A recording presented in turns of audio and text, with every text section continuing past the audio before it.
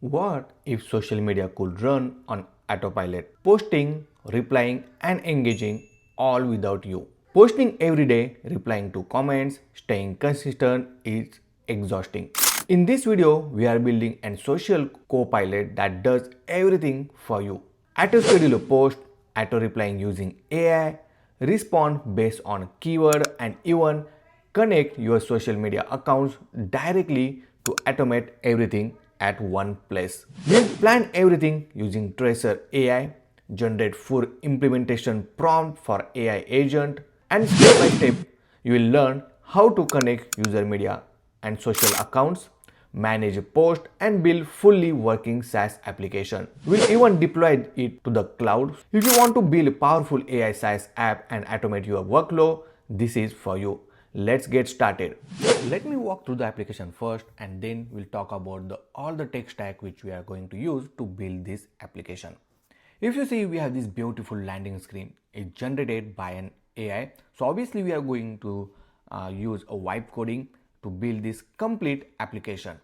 Then we have feature section, the pricing, and at the end we also have the footer. So this complete landing screen we are going to build using an AI agent. Then simply sign into our application and navigate to a dashboard, and then on the dashboard you will see the complete analytics, that how many posts you posted, then which one is published, which one is scheduled, everything you will see with the help of graph, numbers, and everything. Okay, which post is failed or published, that information also mentioned on the dashboard section.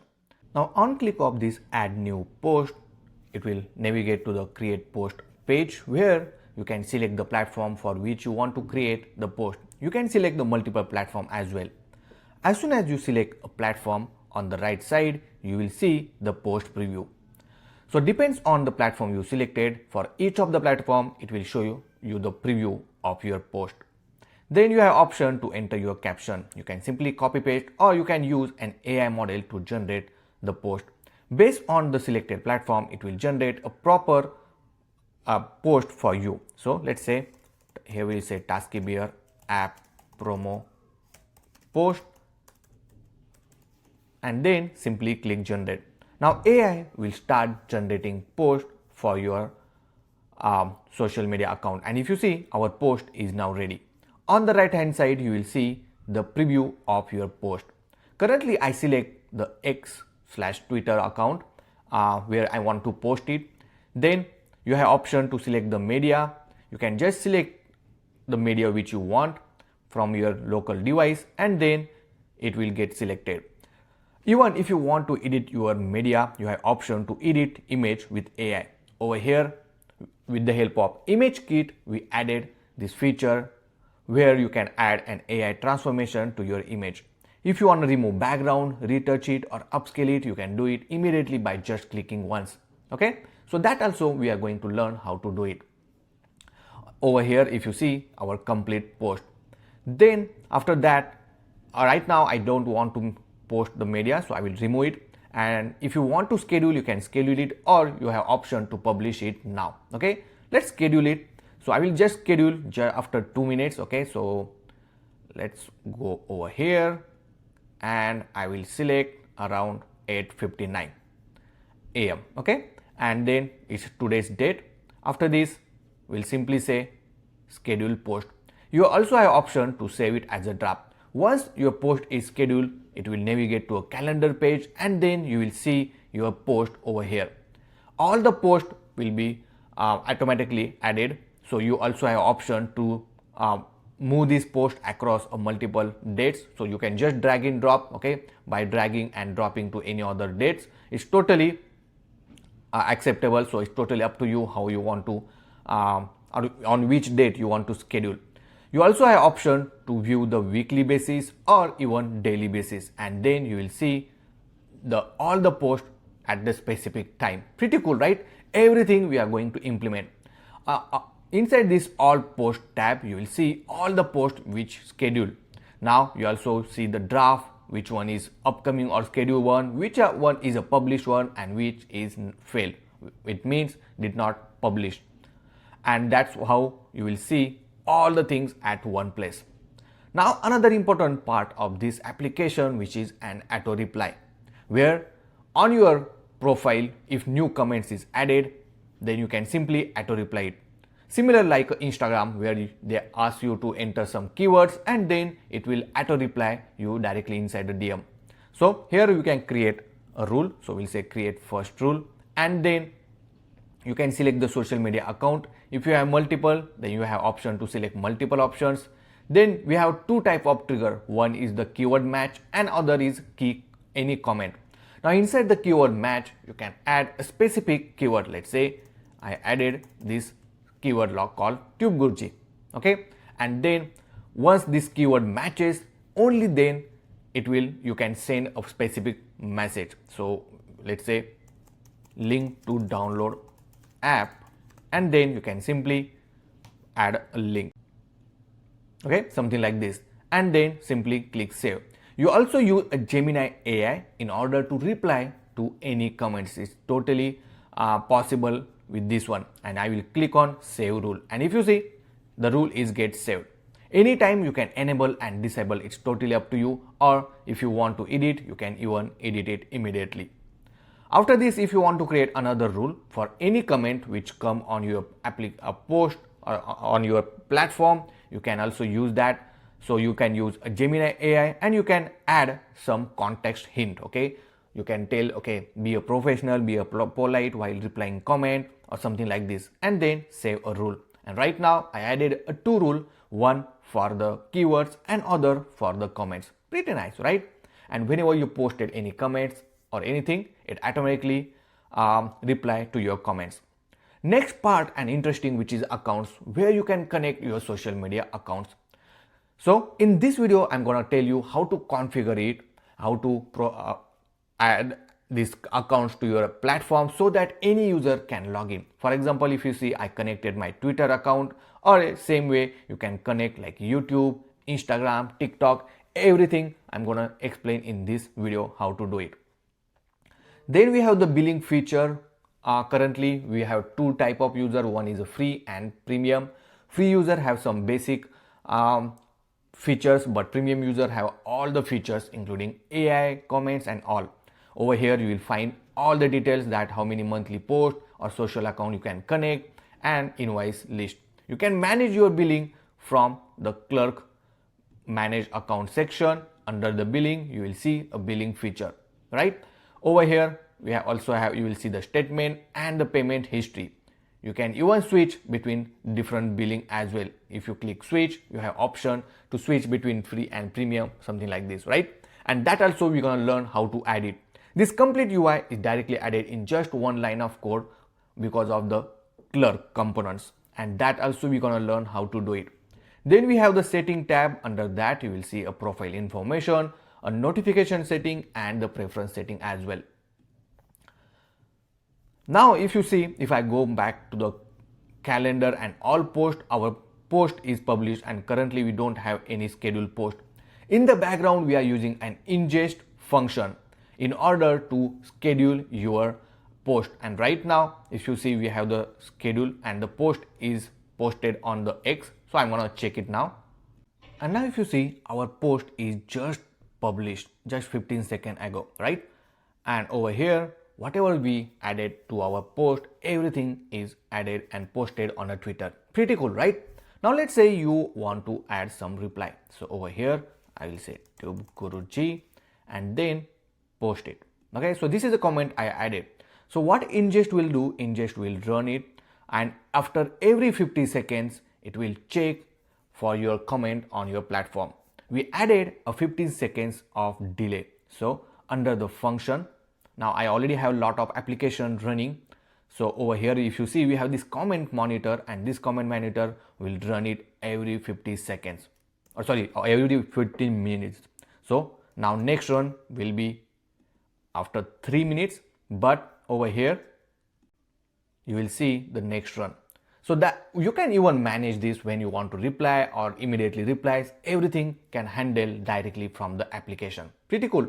And you can even see your all the post information over here. If you see for this Tube Guruji, because this is the keyword we added and it sent us the link as well. See, right? As I say, because that's what we added inside the auto reply for the Tube Guruji, it will send this particular link, and that's what he did.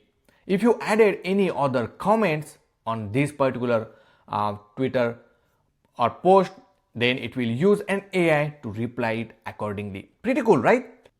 So this complete application we are going to build step by step from the scratch. So you will learn how can we plan this application using a Traycer, because Traycer will help you to plan your complete project by just entering one prompt, and then it will divide your complete project into a small features. It will create a ticket for you which you can copy it and pass it to an agent which will then implement it.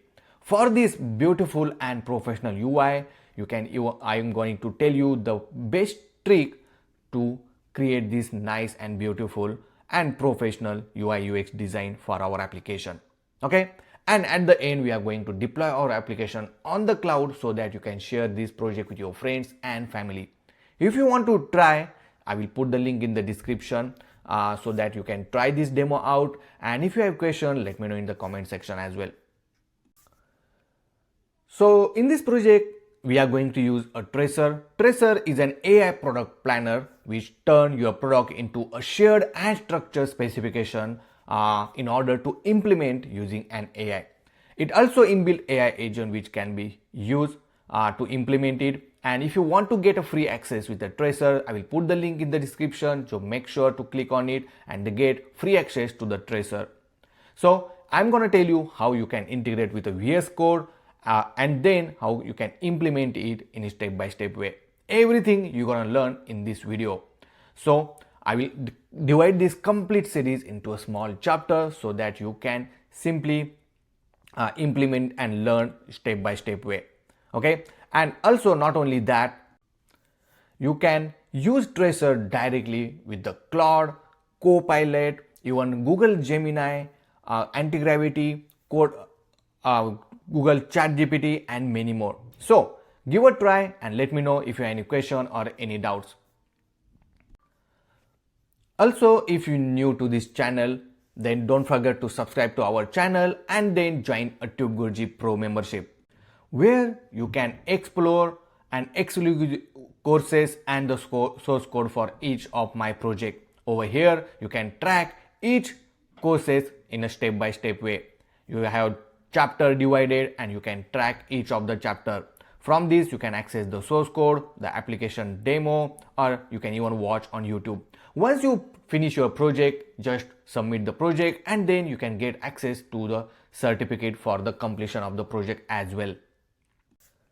Also, I recently launched a TypeScript, which is an AI agent to plan your complete day. So it's a to-do planner app, but it's quite different from any other application. Currently, this app available on Android as well as on iOS platform.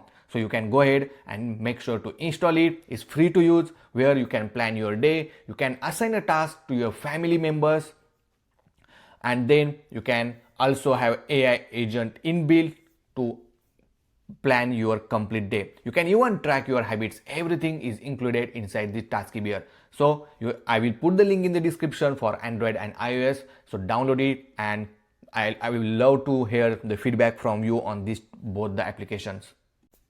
Also, you want to become a content creator but you don't want to show your face, don't worry, because I built an app called Shortvidcast, which is an AI podcast video generator. You can just upload your face image or your avatar and your 10 seconds of voice, and it will generate a fully edited with a beautiful transition podcast video application.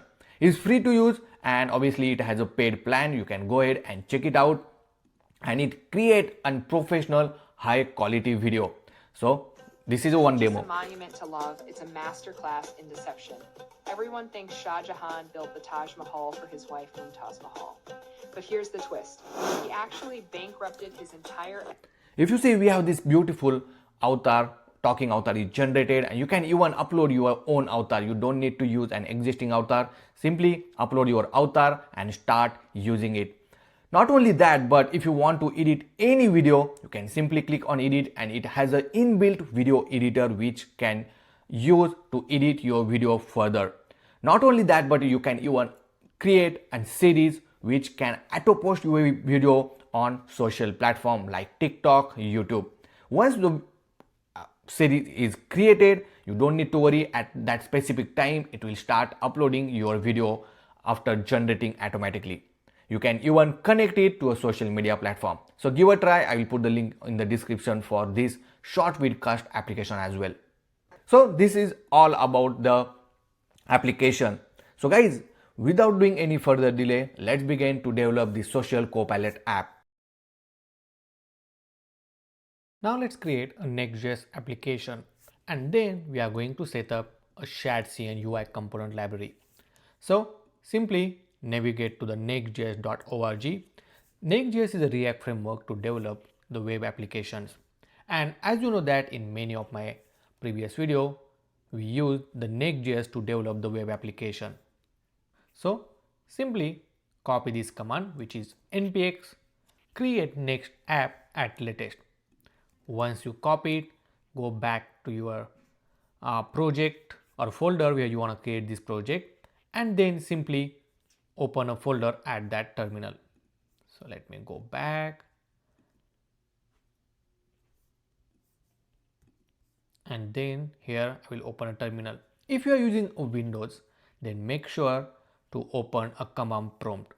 After that, let me increase this size, and then simply paste the command which you copied. After entering, it will ask you, do you want to proceed? Now if you see over here, it installing the Next.js 16.2.1 version, because we mention it that we want a latest version of Next.js. But if you want to use any specific version, make sure to give that specific version number. Over here we'll say yes to proceed, then give the project name. I will give it as a social copilot, and then hit enter. Then you will get in three options, which is use a recommended default setting, or use a previous setting, or customize setting. Now I will select the recommended setting, which include a TypeScript, a Tailwind CSS app router. Okay, so we'll go with that. And if you see, it start installing some dependency and some dev dependency as well. And if you see, our project is now ready. Now simply open a Google's anti-gravity.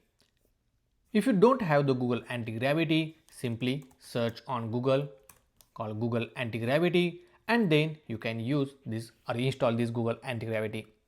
But in this project you can use any ID like VS Code, Google anti-gravity, Codex, or even Cloud. It's totally up to you. I'm using Google anti-gravity because it has the Gemini and it's free to use. Okay, so you can simply use it completely for free. Once you have the Google anti-gravity open, then click on open folder where you just created your project. In my case, I'm going to open inside this project folder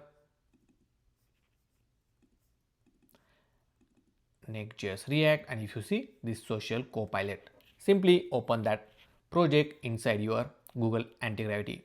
Here say yes, I trust the author, and then on the left hand side you will see some of the folders and file. Now let me walk through quickly what this each folder contains. Now very first folder, which is the app folder, will contain all your pages, all the components, routes, everything is inside this app folder. Inside that we have the global CSS file, which is a globally applied CSS. So whenever you want to apply anything globally throughout the application, you can simply mention inside this global CSS file. Then we have layout.tsx file, which contain your root layout of your application. Inside this, if you see at the top, we have some custom font applied. Then we also have metadata, which is very important for the SEO purpose. Now based on our application, we are going to update this metadata as well. Then inside this root layout, you will see this HTML and body tag, and into this body tag you will see the children are getting rendered. Right now these children nothing but the different pages. Then we have the page.tsx, which is the default page of our application. Now once we run the application, you will see this particular page, a line of code is getting rendered inside the browser. After this we have the node module folder, which is a which we are not going to touch anytime, because which contain whatever the packages we install, right? That supporting packages will be inside the node module folder. Then we have the public folder which contain all your files, not files but images, assets which you want to use from your local application, which you can keep it inside the public folder and it will be easy to access it, which I'm going to tell you how it actually works. Then recently they added this agents.md and claude.md. Now this agents and Claude is very important if you are using an AI agent to build your application. So whatever the instruction you want to add, you can add inside your agents.md file. Okay. Then we have the next.config.ts file which contain a configuration related to your Next.js application. Then we have package.json which contain the name and version of your application along with the script to run and to build your application, the dependency along with their version and some dev dependency. Whenever you make any changes inside the dev dependency version, or if you remove or add any dependency, make sure to install using an npm install command. Okay, inside the terminal you have to execute it so that it will update your application packages. And then we have port css and tsconfig file as well. Now let's run our application. So simply go to the terminal, click new terminal and it will open terminal inside your Google Anti-Gravity. Now you can simply drag it up.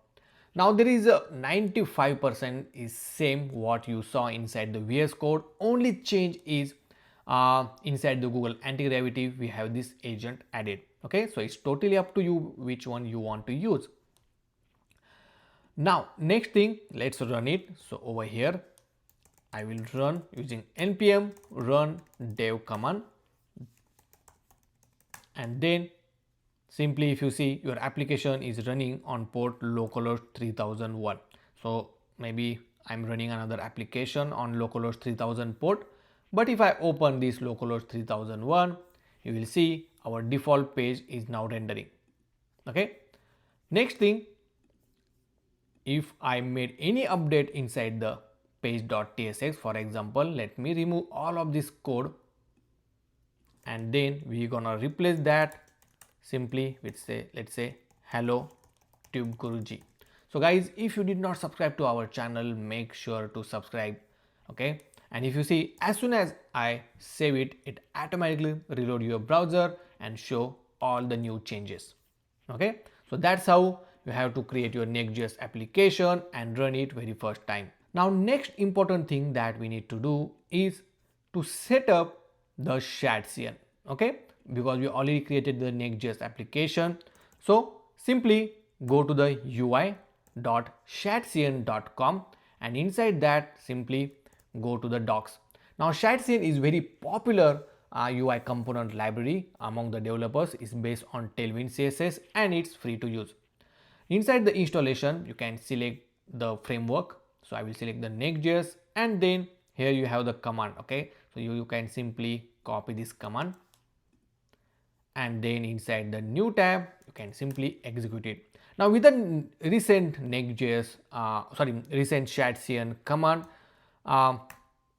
you will find some few changes inside the ShadCN. Now it will give you two different options to install the ShadCN. So first we will wait, and if you see it gives the Radix and base. I will go with the base and I will go with the first Nova option for the theme and icons, and if you see it installing the dependency. After this you have to copy this command. Now there are a couple of ways that you can use this ShadCN component.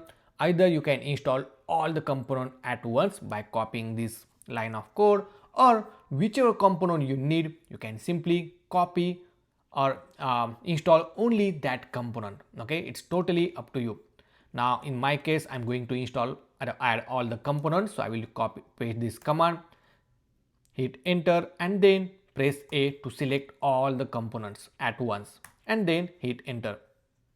Because we are using an AI agent, so obviously it will be helpful for an agent to use the pre-existing components, and it helps us to save your AI model tokens as well if you are using any paid model. Okay, so making this basic setup will be very helpful for your AI. Now if you see your component is ready, so inside the component folder under the UI folder you will see all the Shatsian component, and in order to use it you can simply use it something like this. Let's say if you want to use button, right? So I will import it from this button UI component, and here we'll say subscribe and then save it. Once you save, I will go back to our application, and then you will see that subscribe button is showing on the screen. Pretty cool, right? Now another thing, if you see currently we have this default font added, but if you want to update your application font, means throughout the application, simply go to the layout.tsx. I will remove this default font, and here if you see this font is importing from the Google font, so you can simply go to the Google font, and whichever font you like it you can select that font. I mostly use this outfit font, which is one of my favorite font in many of my application. I always use this outfit font, so I'm going to use that. So if you, even though if you search that font, it automatically give you the suggestion. Okay, and once you have that, you have to initialize that font first. So we'll say outfit is equal to just outfit, and then we'll say subset and Latin, and then inside this HTML class name, let me remove the existing one. So here we'll say outfit dot class name, and then save it. And once you save, go back, you will see now your font is changed. Okay, perfect. So that's how easily you can update your complete application font as well.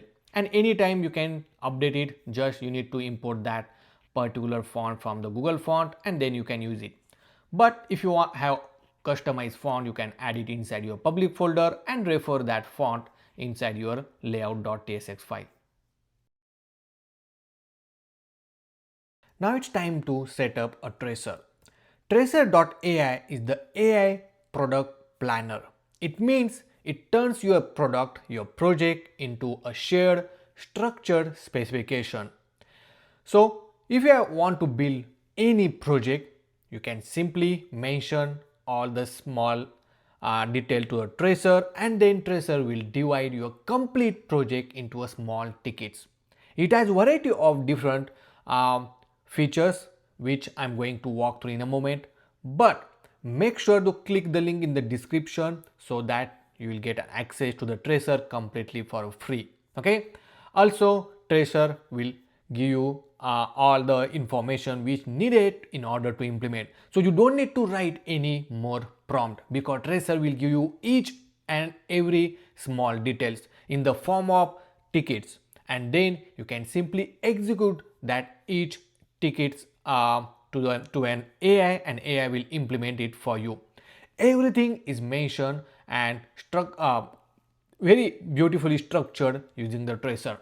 Now Traycer has a lot of different features which you can anytime go to this Traycer.ai, and here you can find it. So basically when you enter your project idea, right, it will divide your project into a small features, and for each of the feature it will create tickets for you. Okay, and most interesting, you can easily integrate with the VS Code or Claude or Codex, whichever IDE platform you like. Okay, so make sure to click the link in the description and make sure to log into a Traycer. Now you have to log in with the GitHub. Once you log in, you will jump onto this platform. Okay, here you will find all the details. When you start using it, you will see all the usage as well. You can even connect to a remote MCP server like GitHub, Supabase. Okay, and if you refer to someone, you will obviously get some reward as well. Then you can install this Traycer extension directly inside the cursor or Visual Studio Code as well.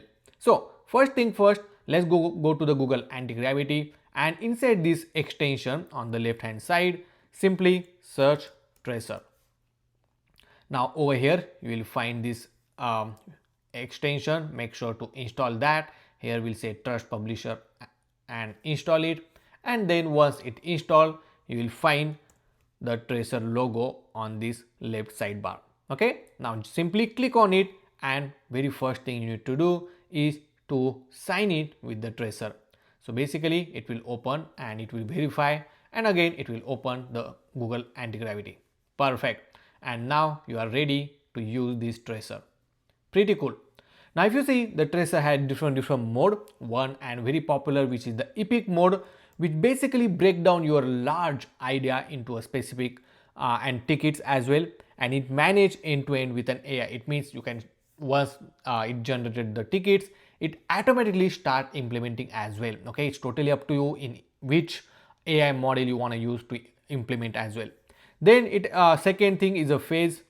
In the phase it will start with the conversation to clarify your intent. So once you enter your idea, it will ask you some question in order to get a proper detail.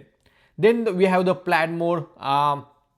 So basically based on your input it will plan complete structure for you. And then another we have review mode, it will review your idea. Okay, now in this case I am going to use an epic mode because actually that is very epic. Okay, so let's make sure to click on it and then simply enter your idea.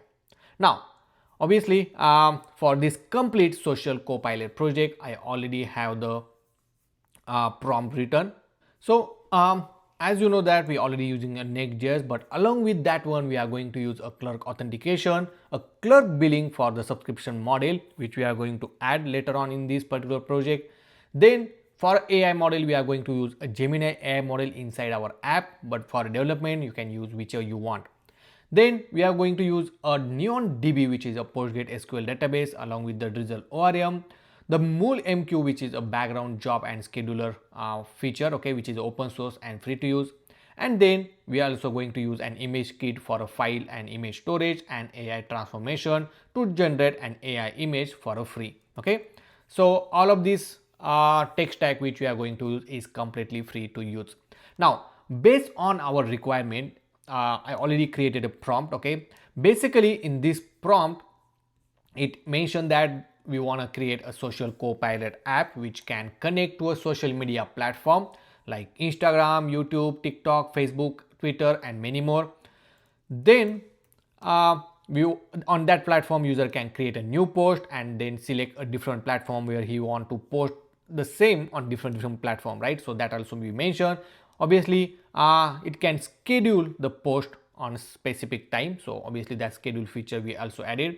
Then on calendar user can see all the scheduled post, also option to add an auto comment reply or option based on a certain keyword as well. Okay, so user can do the auto reply as well.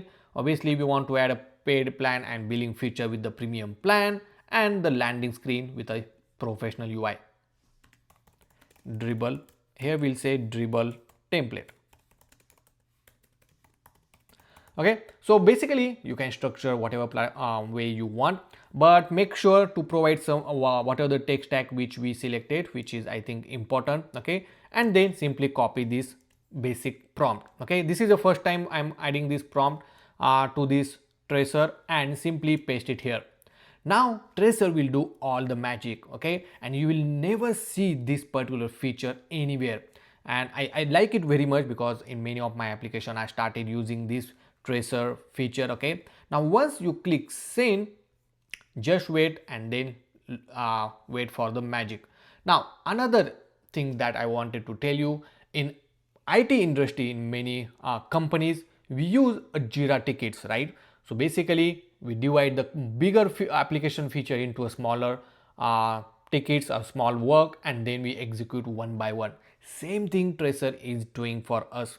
Right now if you see, it started generating the specification.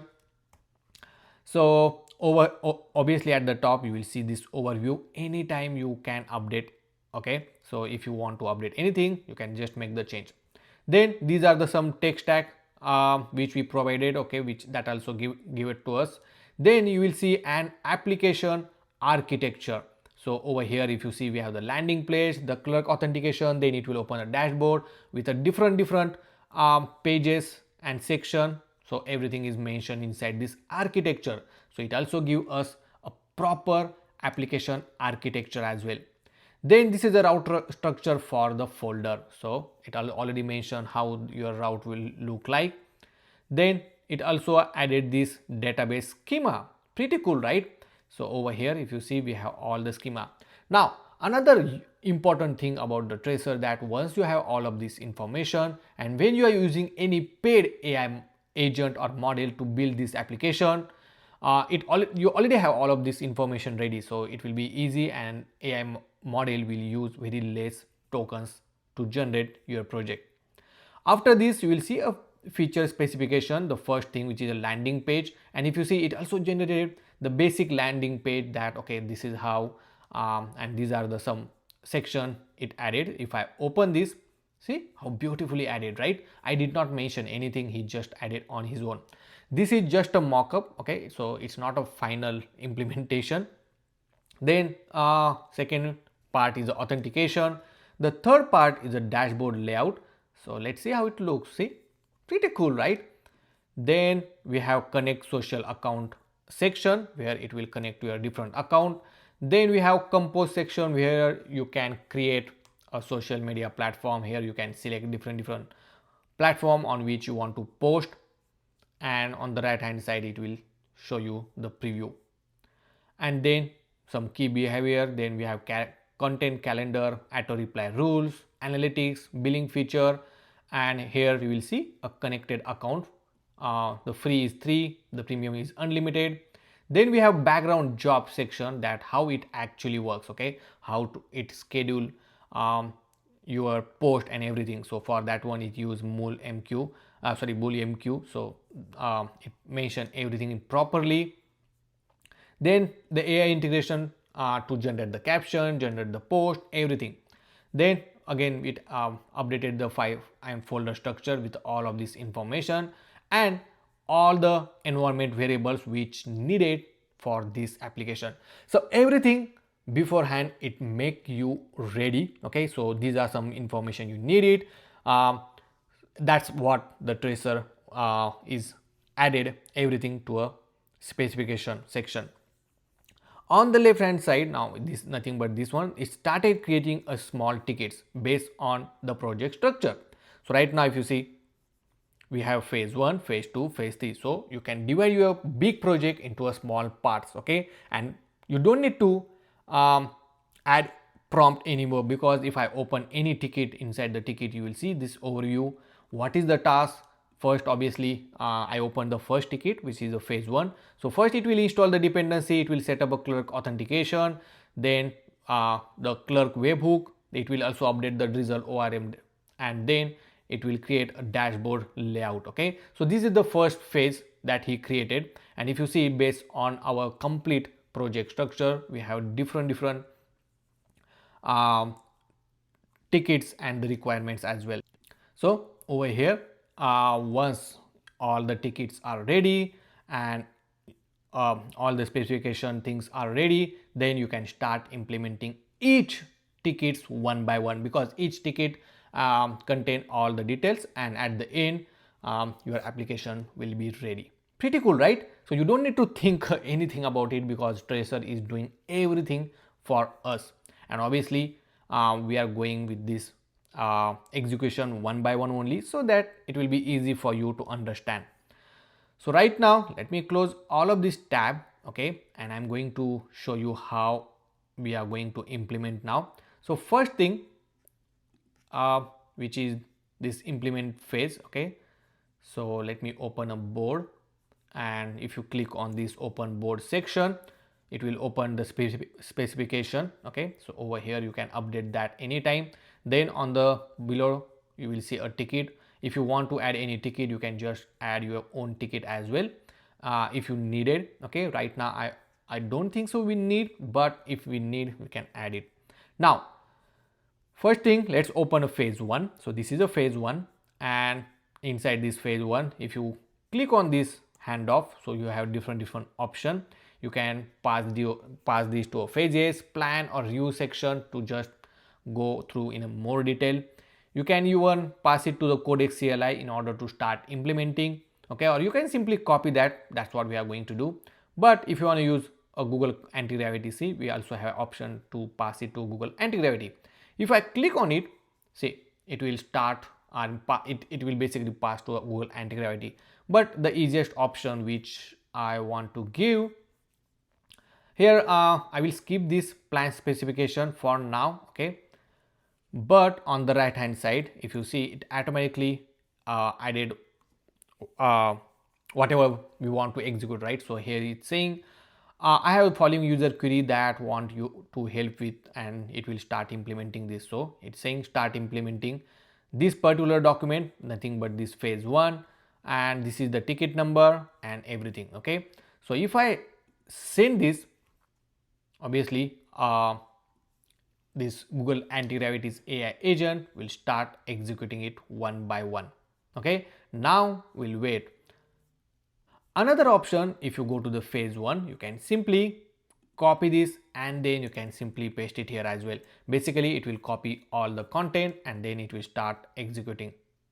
So for the easiness, I just copy all the content and send to the Google anti-gravity's AI agent. If you did not use the Google anti-gravity AI agent, let me tell you that this is similar to VS Code, but over here you will find an option to enable us to open the agent on the right side. Obviously you can type whatever you want. Here you have different mode, which is a planning mode. So obviously it will create an implementation plan first, and once you approve it, then it will start implementing. Second, it has a fast mode. It will start execute as soon as you enter something, right?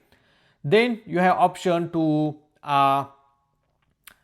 change this AI model. So if you see, we have some free AI model like Gemini 3.1 Pro, high and low, as well as Claude, Sonnet and Opus, which is also free but with a limited token. The Flash is pretty much free, so you can use that one as well. And if you see inside the plan mode, it already give us an implementation plan. If I open it, it will basically mention that it's installing all of this dependency and some basic detail which we mention inside that ticket. So Traycer already gave all the instruction which needed to execute inside this particular step, okay. So we'll proceed with this plan. If you want anything changes, you can simply add that, okay. You can add that comment and then Google anti-gravity's AI agent will automatically update it. So I will proceed with this plan, and now we'll wait to finish the complete implementation. And now it implemented all the steps which which is inside this phase 1. So over here, if you see inside this walkthrough, it added all the dependency. It installed all of this dependency as well. Then it set up a Clerk authentication with a sign in and sign up page. Then it also added a neon DB along with the drizzle ORM, so which I'm going to show you in a moment. Then it also added a dashboard layout skeleton, okay. And then obviously we have the Next.js 16. Now let's test each thing one by one. Also inside the .env, I don't think so it added a .env file, okay. So it's added a .env.local file, and inside that, if you see, we need to add a Clerk publisher key and the secret key, and then we also want to add a neon database URL, okay. So first thing first, let's go back, and if I go back to the localhost and let's jump to the sign in page, if you see, we have the sign in page as well. Currently it uses a temporary API key from the Clerk so that you can test it immediately, but you can even configure it. So click the link in the description for the Clerk authentication in order to get 50,000 monthly users sign in completely for a free, okay. So you have to click the link in the description to get that access. Then if you never use a Clerk, then let me tell you what is Clerk. Clerk is one of the best authentication service provider in the market. It provides a lot of different feature along with a predefined ready to use component. In just one line you can have the sign in and sign up page ready, right? Also It has a session management, multi-factor authentication, email and SMS one-time passcode, and many social sign-on feature you can easily integrate in just one click. Recently, Clerk also introduced a billing feature where you can simply add a subscription pricing table inside your project in just one line of code, and it automatically integrate all the checkout feature inside your application. Everything we're gonna see in this project, so don't worry. Make sure to click the link in the description and then navigate to the dashboard. If you don't have an account, make sure to create a new account. Over here, I'm gonna create a new application, give the application name, and then you have option to enable whichever sign on option you want. Okay, once you enable it, on the right hand side you will see how it actually look. This is the preview of your sign in or sign up page. Simply click on create application. Once you create the application, you don't need to follow this step because we already set up, so you don't need to worry about that. But over here we need this Clerk API key, so I will copy this as it is, and then I'm inside this .env.local file, I'm going to replace it and then save it. Next important thing we need to set up is a Neon database URL. Okay, so in order to set up this Neon DB, first thing, let's go to the neon.com. Now Neon provide you the free PostgreSQL database. I will put the link in the description. Make sure to click it to get a free access. Inside this PostgreSQL database, you can obviously scale it, depends on your requirements. It's a completely scalable and very easy to integrate. Simply log into an account. If you don't have account, make sure to create a new Neon account. Inside that, create a new project. I already have the project created. I'm going to use existing one, and then in order to create a new database, simply click on this connect button. Then keep everything as it is. Just under the database you will find an option called create new DB, and then give the database name. So over here we'll say social copilot, and then I will simply click on create account. Then you already see this connection string, but here you will see a different option as well. Right now we just want a connection string, so I will copy this connection string as it is, and then I will paste it here and then save it. And that's how your NeonDB URL is also ready. After this, we need to generate a webhook secret key. So if inside this walkthrough, it already mentioned that it created a Clerk webhook, and then it utilized SVIX to verify webhook signature securely. Now in order to add this this is nothing but a Clerk webhook secret key, which you can get it by just going to the Clerk dashboard, go to the configuration, and inside that, under the developer section, you will go to this webhook. Now this is important because whenever new user is sign in or sign up to our platform, we want to save a user information to our database, and this webhook will trigger whenever the new sign up is created. Okay, it means new user is joined. Now inside this add endpoint, you need to add the endpoint.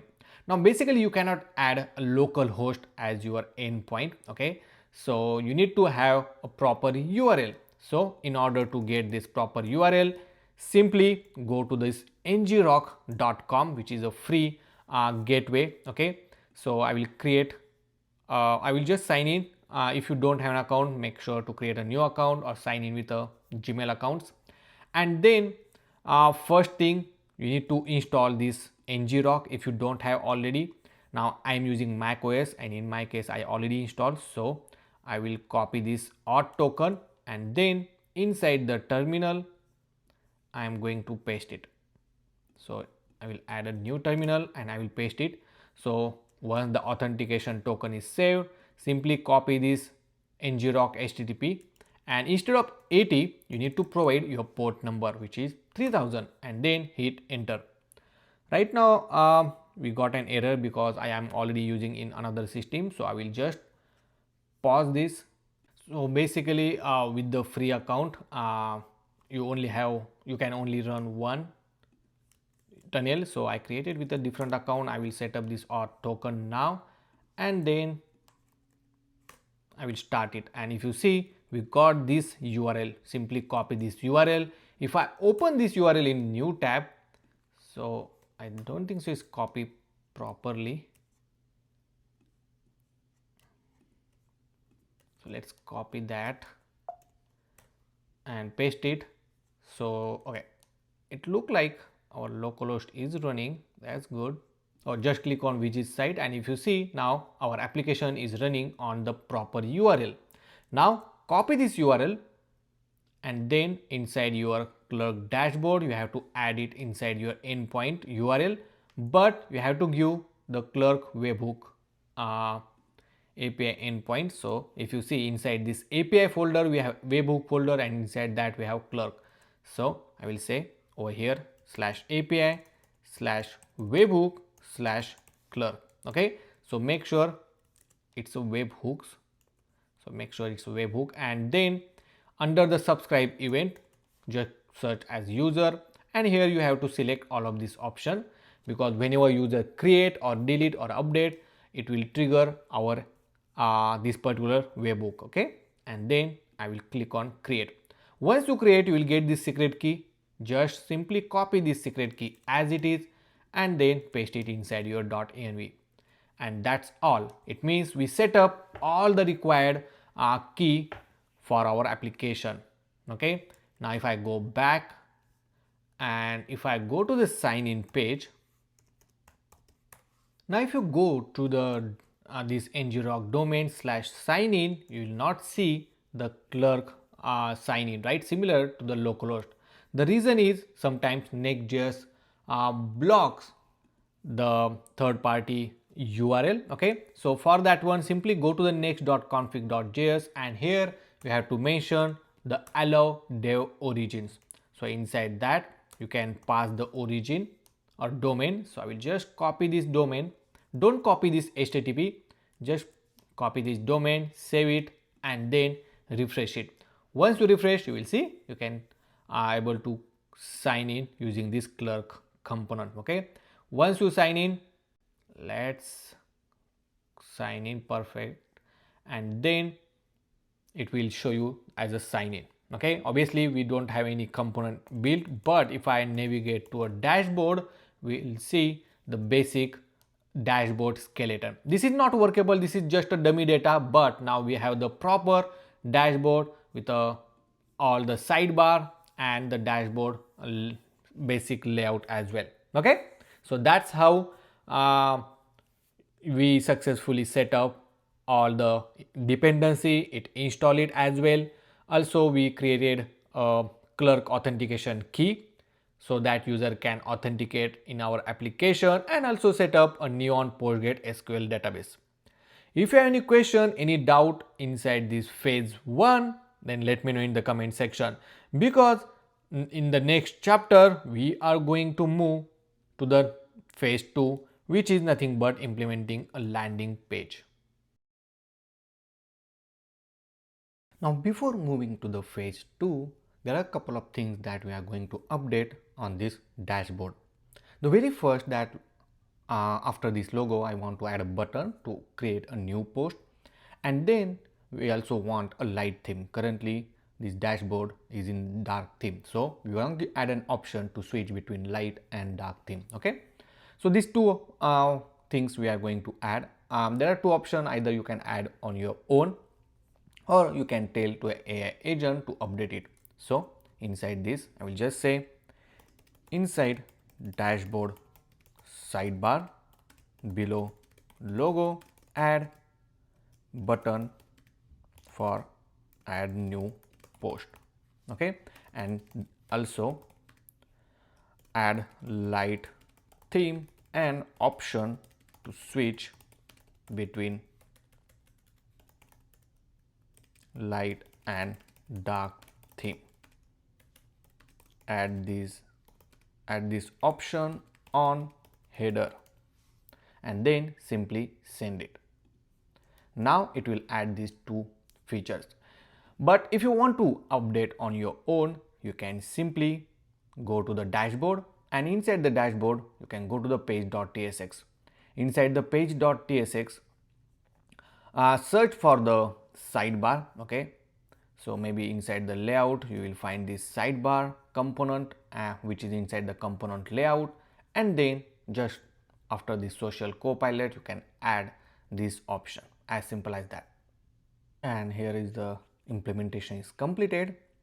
Now if I go back, you will see now we have this add new post button, and we also have option to switch between light and dark theme. Perfect.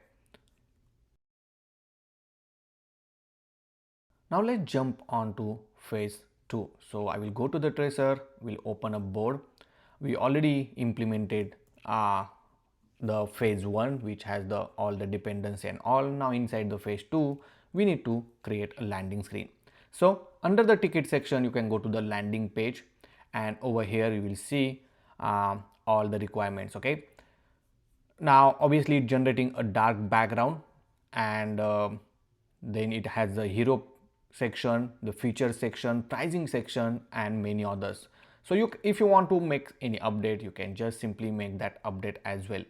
Over here I'm going to add another thing, also add light theme option, and also add light theme here we'll say, and add option in header to switch between light and dark theme, default to light theme.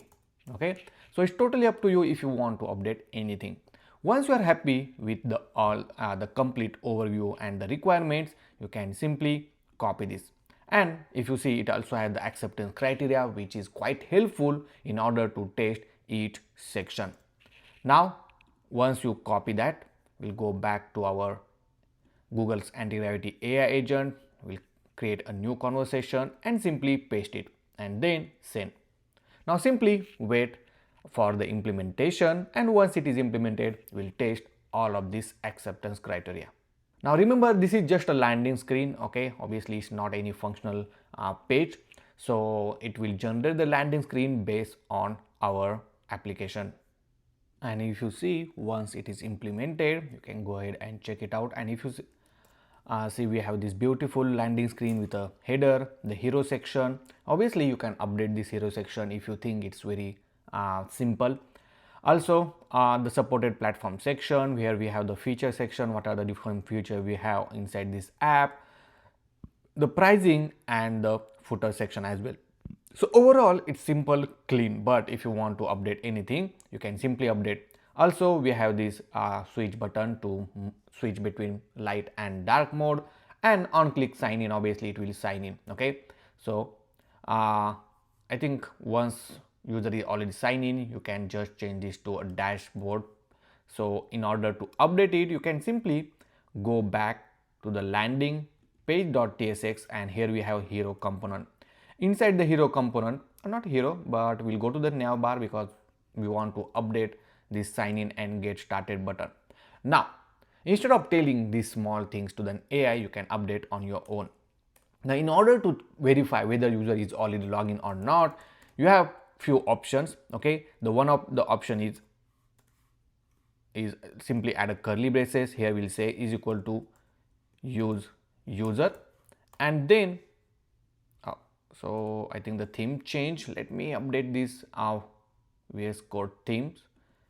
Sometimes I click button, I totally forgot which one I click, so I will select this,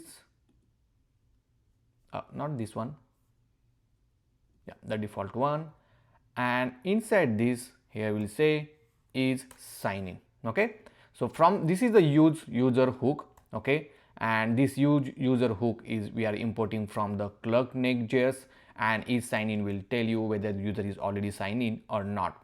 If user is already signed in, then you can simply hide this button, or you can wrap it something like this. Let's see, it's not affecting anything. As we are using a use user, obviously we need to make sure this particular component is on the client side. Okay, and now you can simply add a condition is sign in, otherwise here we'll say if not sign in, then show this sign in button, Otherwise, um,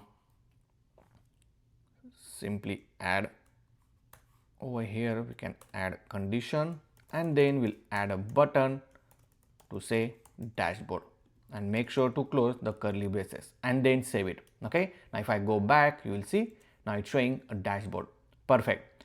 Also, I will copy this gradient color and styling as it is, and I will paste it to this button which we just added, and then save it. So we have the dashboard. Perfect. Then you can simply wrap this inside the link tag with the hrefs, and then you can navigate to a dashboard route. So we'll navigate to a dashboard route, something like this, and then save it. And now if I click on dashboard, it navigates to the dashboard, and here everything will be as it is. And that's conclude our phase 2, which is nothing but implementing a landing screen. So you can also go back to a Traycer and go to that ticket. Let me stop this, open a board, and inside this phase 2, if you carefully check all the acceptance criteria, you will see that the landing screen is implemented. We have all the 6 sections. Then we have the sign in and sign in button. That's good. On click of sign in, it's navigate to sign in, but if it's already sign in, then we are replacing that with the dashboard button. Then page is responsive. So basically, in order to verify whether the page is responsive or not, simply go to the inspect panel, and here you will see this button, toggle device. Just click on it, and if you see on mobile view, this is how it look like. You can switch to this responsive as well to verify on different screen size. See, perfect. It means it's completely responsive and no layout shift on a hydration error. That's perfect. So all the acceptance criteria mentioned inside this ticket is agreed. It means the phase 2 is now complete. Whenever you finish any phase, you have option, just click on this icon and then say done. Here as well, this is completed. Now next thing we need to implement is a social account connections. Okay, that is very interesting part, because that's drive you our complete application features. Okay, so let's jump on the phase 3. Now let's jump on to the phase 3. So under the ticket, you will see that in a phase 3 we need to connect the social accounts. Okay, so in phase 3, if you see, it will create a new route called accounts, and under that account you will see all the social media platform where user can easily connect to their social media account in order to add auto schedule post, comment, reply, and everything.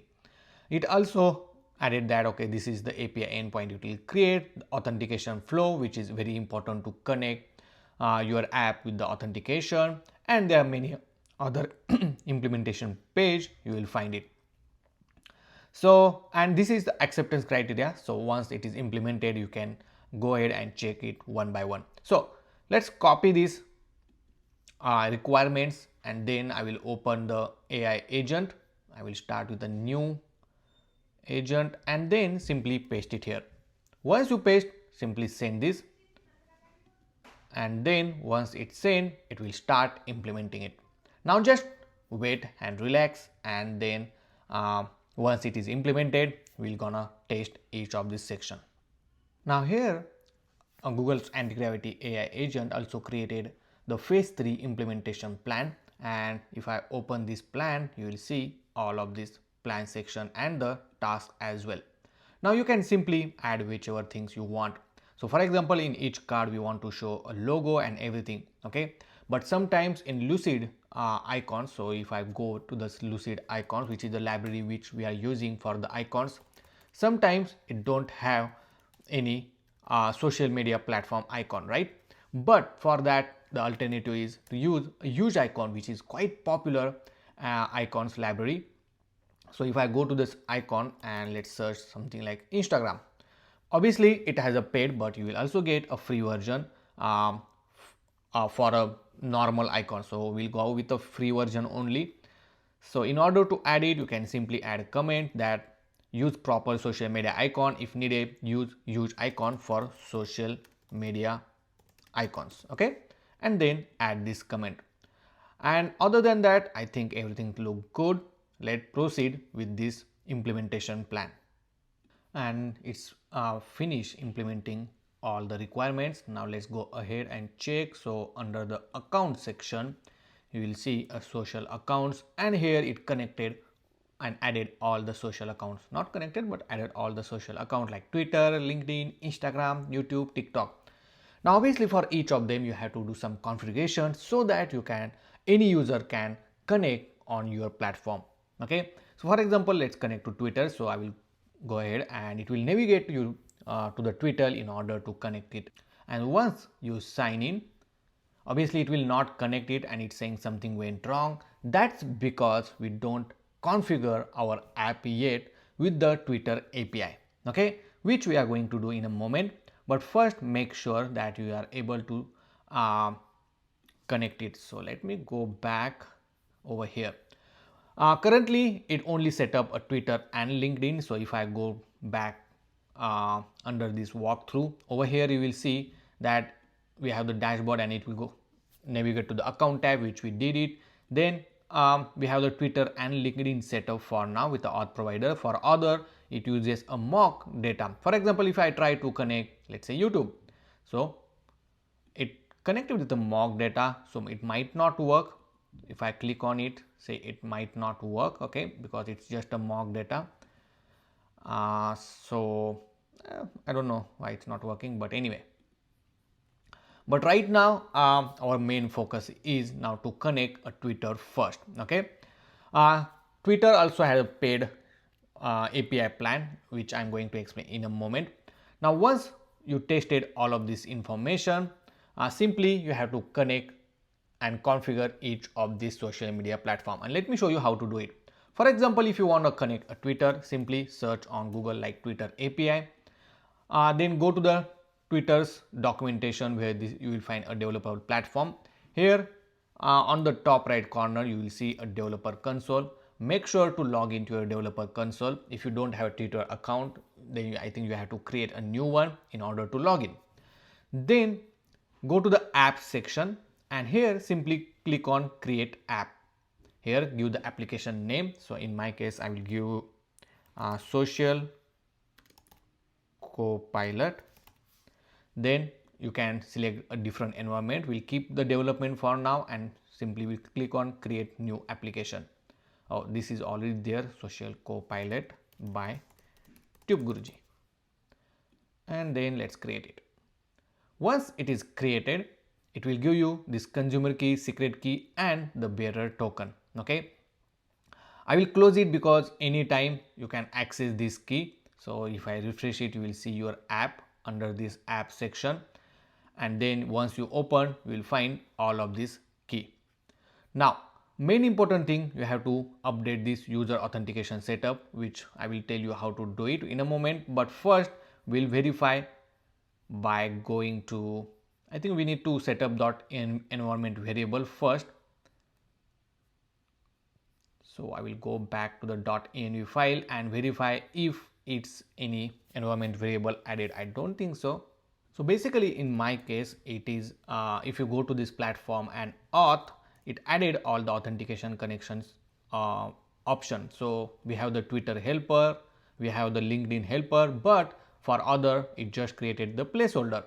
Obviously whenever you want to implement for the Instagram, TikTok, you just need to add that one by one, which I'm going to tell you at the end. But right now we are just going to set up a Twitter, okay, in this chapter.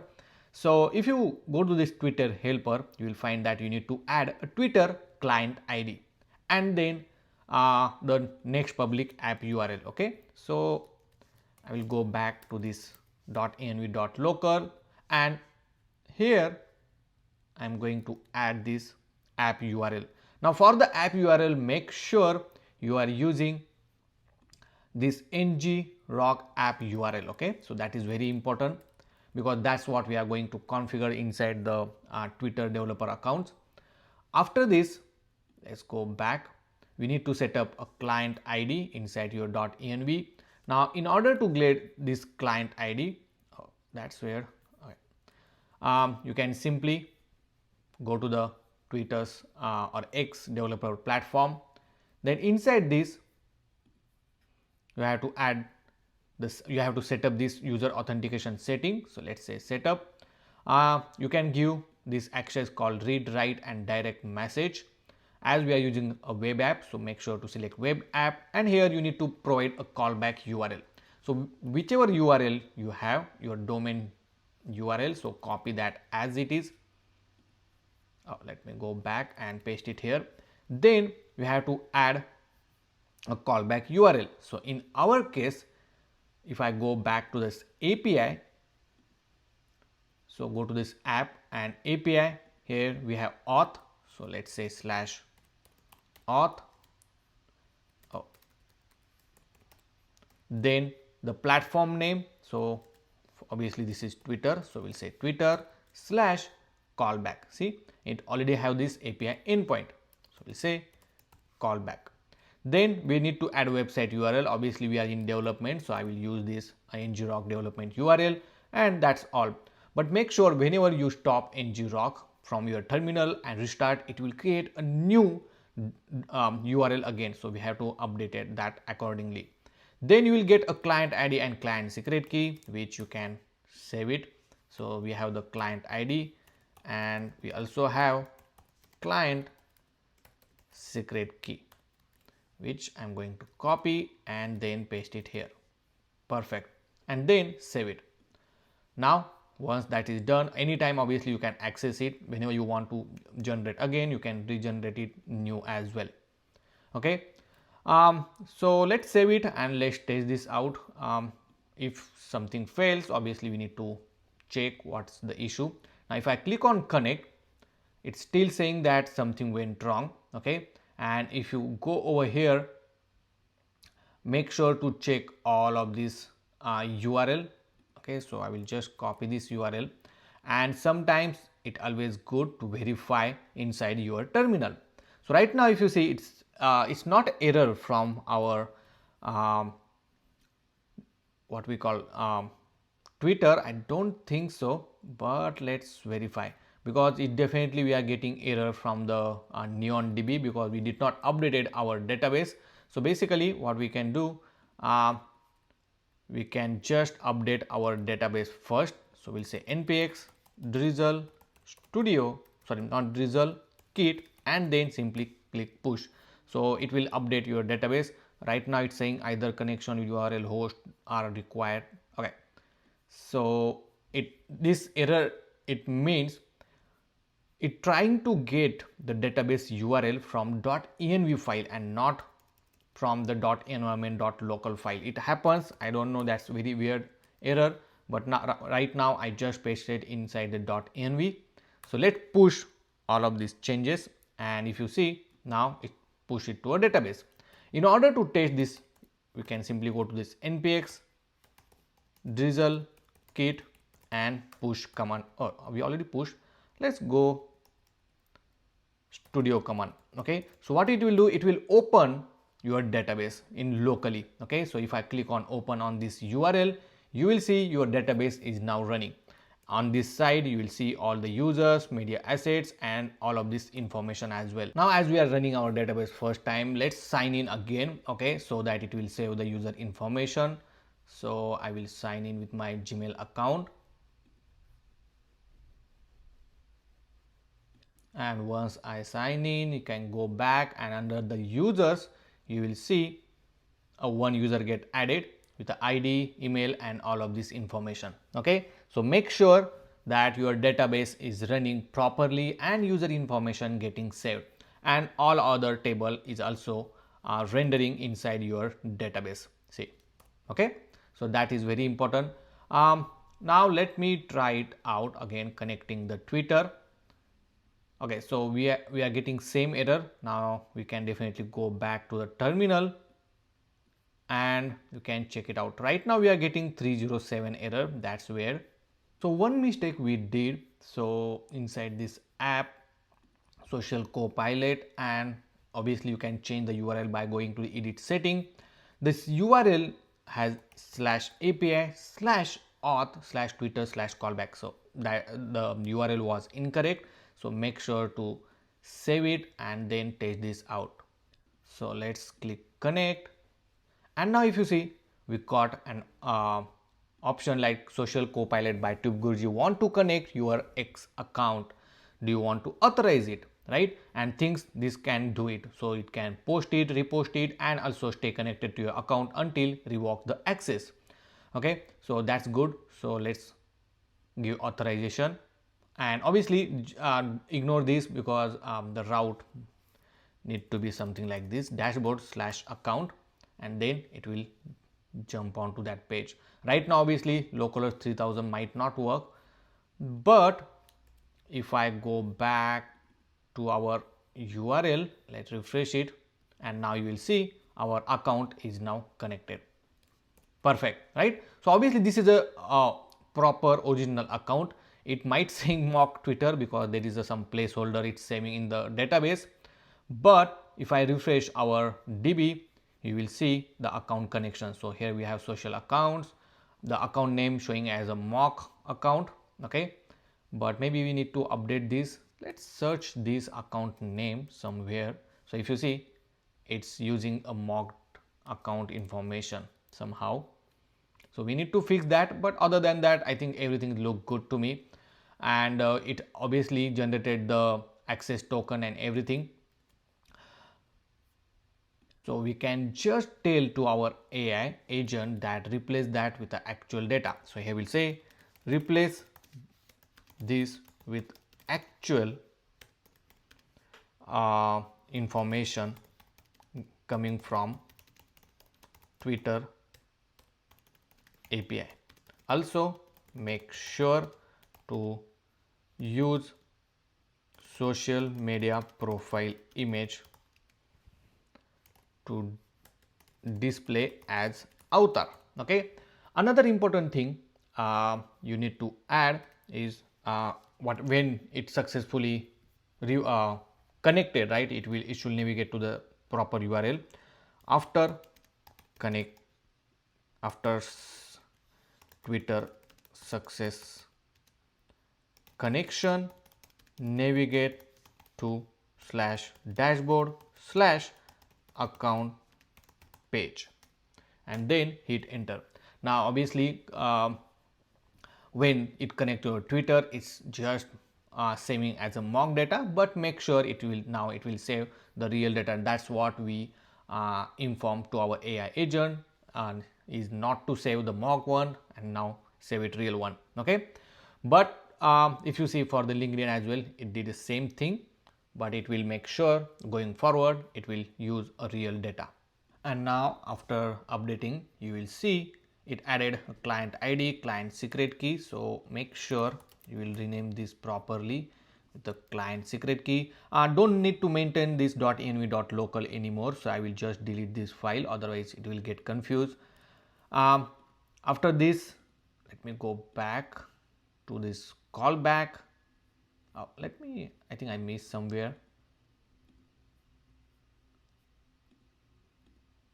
And we have the secret key, we have the app URL. I think we are pretty much in good position.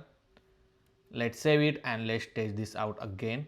So let me go back to our app now, and under the accounts,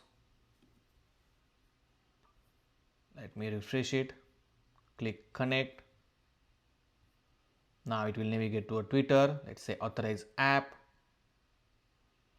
and it's saying token exchange failed, right? So it means the token is not correctly generated. So if I go back, it's generated. I mean, it might generate it, but the database has some issue. So I will just stop this Drizzle Studio, and I will make sure it will pass the push command. It means it will update our DB. After that, let's try it again. So I think that's the only issue we have. I will again try it out, and let's authorize app again. So in this case, if you see, it gets success. Okay, it's not navigating the correct URL because the domain is we are using different domain, but you can verify by going to the social accounts. Over here you will see the account name, which is my current account. I connected, we have the access token, refresh token, everything is now perfect. Okay, now I will just go back over here. Let's refresh this page, and then it's still showing this old one. Let me remove this old record because it's trying to fetch the old one only. Let me refresh it again, and now you will see my account is connected to a Twitter. Perfect. So this is the just a one social account that we just configured, but you have to configure each of them one by one so that you can schedule the auto post, you can schedule the auto reply or comment messages, and many more features you can implement it. Perfect, right? So if you have any question, any doubt until this point, let me know in the comment section. Now make sure go to the Traycer, and I will open this board. Inside that, for this social account phase 2, the acceptance criteria is that it's showing all the 9 platform. That's correct. So if you see, it's showing all this platform. Then by clicking or by connecting on the Twitter, it initiate the auth flow. Then it's showing it as a connected. So obviously once we have connected, it's showing it as a connected as well. Then on click of disconnected, obviously it will get disconnect. I don't want to disconnect right now. And then expired token show a warning badge with a reconnected CTA. So this is very important. Right now it might generate it for 30 days, but just before 30 days it will show you the warning that you need to reconnect your account again. So that's also implemented, and it mentioned inside this ticket as well. Okay, so I hope you understand this, how easily we implemented, no extra efforts. This tracer is already given all the steps which our AI need to execute it. Now I will mark this as a completed one, and then next we'll move to this compose and schedule post option. Now let's jump on the phase 4 in which we are going to create a post and add an option to schedule. So once you open it, over here you will find the complete overview. Now in this case, in this particular phase, we are going to build a core post composition and scheduling feature. Obviously it will create a new route called compose, and including platform selection option, caption editor, media upload via ImageKit, AI caption generation via Gemini AI model, and ingest to do the scheduling part. So obviously ingest will run in the background, and whatever the resources we are using is completely free.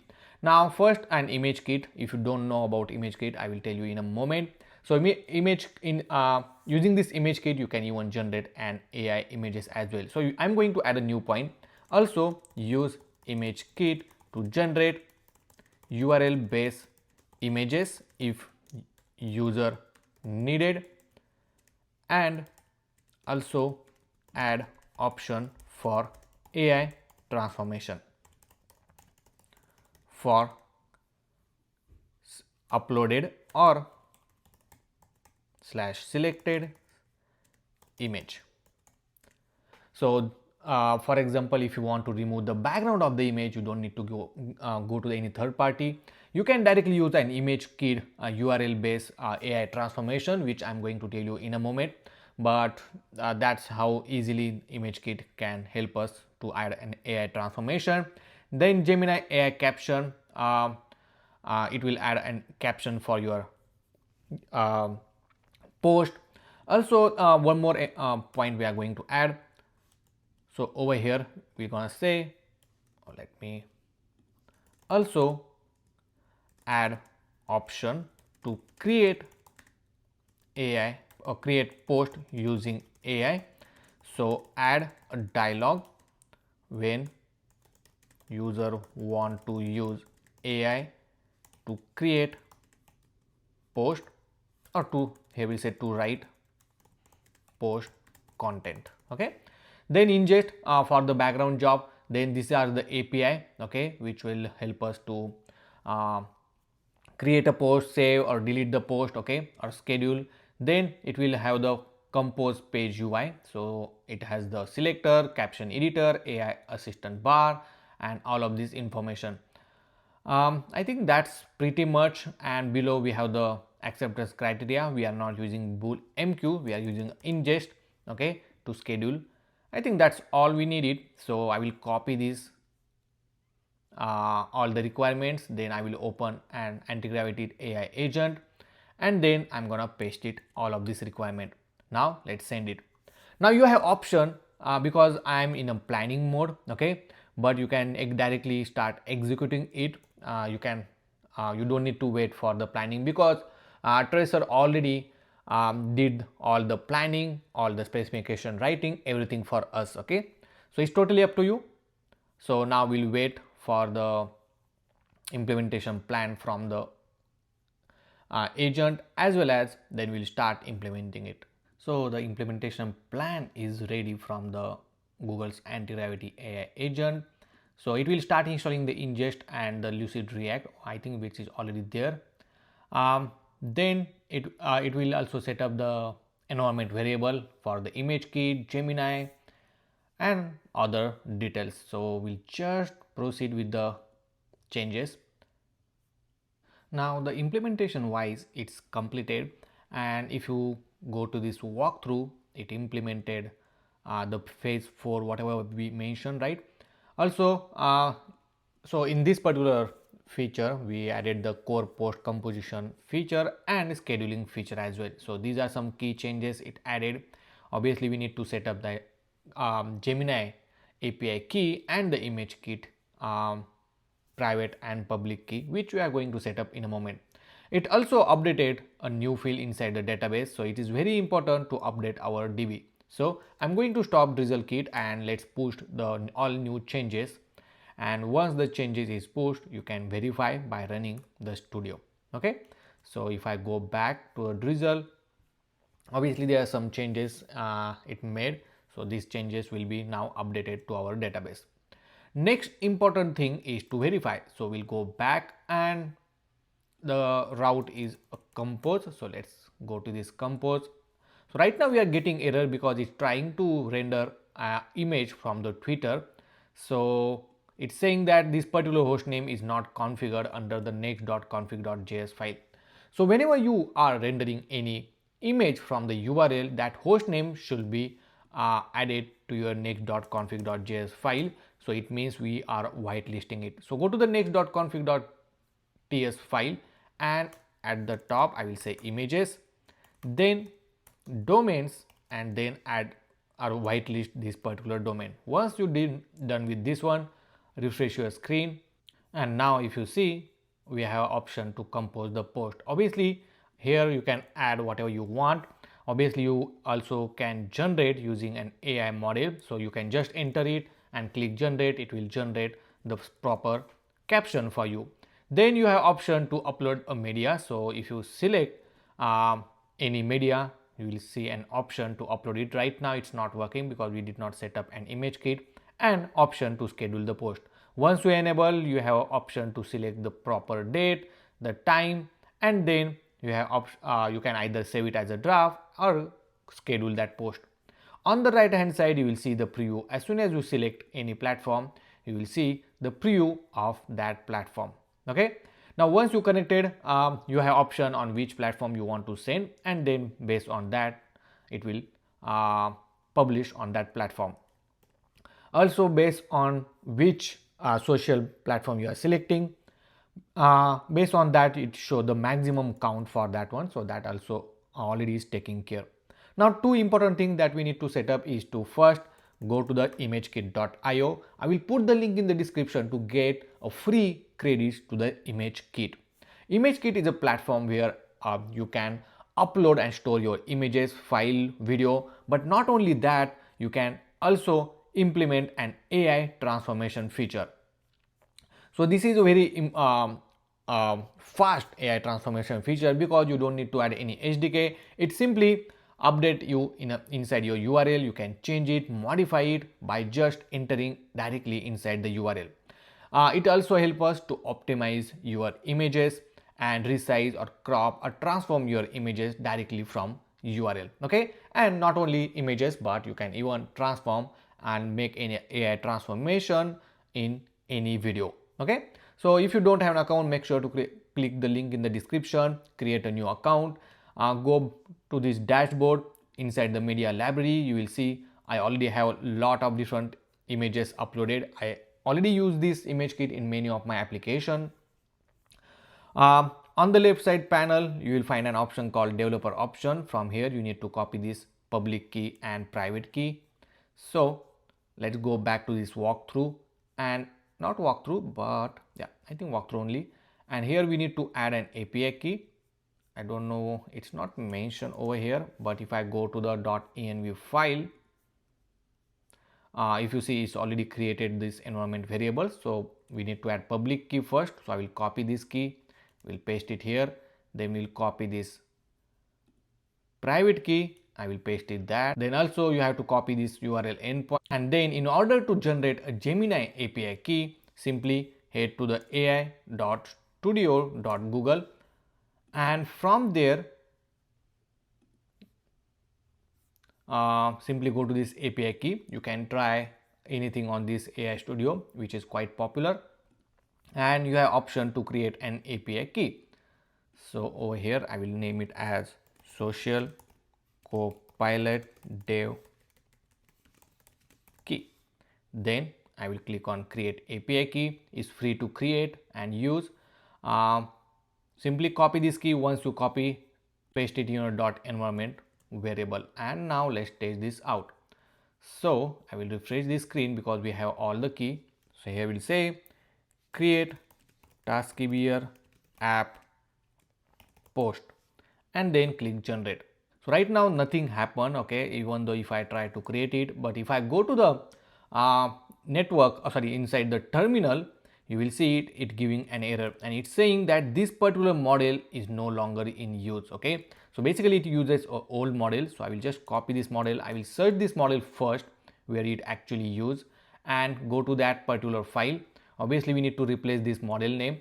Now in order to get a correct model, head to this Google AI Studio, and then click on this model selection. Over here you will find a bunch of different models. Okay, you can copy whichever you like. So in my case I will select the lowest cost. So I will select this Gemini Flash latest, and then simply you can replace it over here and then save it. Once that is done, let's try it out. So if I click generate, so currently it's generating. Obviously it will generate a small post, and boom, if you see, it generated a post as well as the hashtag as well for our post. If I click on this platform on the right hand side, you will see how it actually looks on the Twitter. Obviously you can add more proper UI to that, okay, which I'm going to add later on. Currently for a Twitter, the size, if you see, it's quite bigger. So let's remove some hashtags over here. I will remove that one as well. I think this is pretty good now. Then let's try to upload an image. So I already have a bunch of images which I am going to use. Let's use this simple image, and somehow the image not getting uploaded. So I will verify by going to the terminal. I don't know where it goes. So again there is some issue with the ImageKit, okay, so, and there is some error. So let's copy that as it is inside the new agent. I will just add it, and here I will also mention that ImageKit upload media / image is failing, and then hit enter. And if you see, once it is implemented, we can go back. Let's refresh this screen.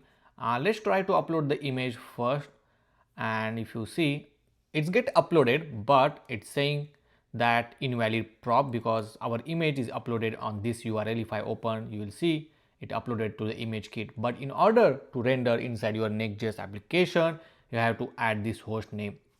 So similar way we already added, right, for other host names. So I will just copy this host name, then we'll go back to a next.config.ts file. Let me close this, and inside this domain section I will add that, and then save it. Now if I refresh it and try to upload a new image, then it will work. See, and you can add multiple image. Obviously, you can write an AI prompt. Let's say calories tracker app call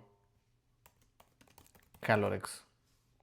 Let's click generate, and if you see, it generated as well. So you have option to schedule this post at any specific time, and then once you are happy with it, you can even see the preview how it actually look on the right side. You can even save it as a draft. You have option to save it as a draft as well. Okay, it gets saved. I don't know where it's saved yet, because there are few pages it's not still implemented, but you can even um, connect or schedule it.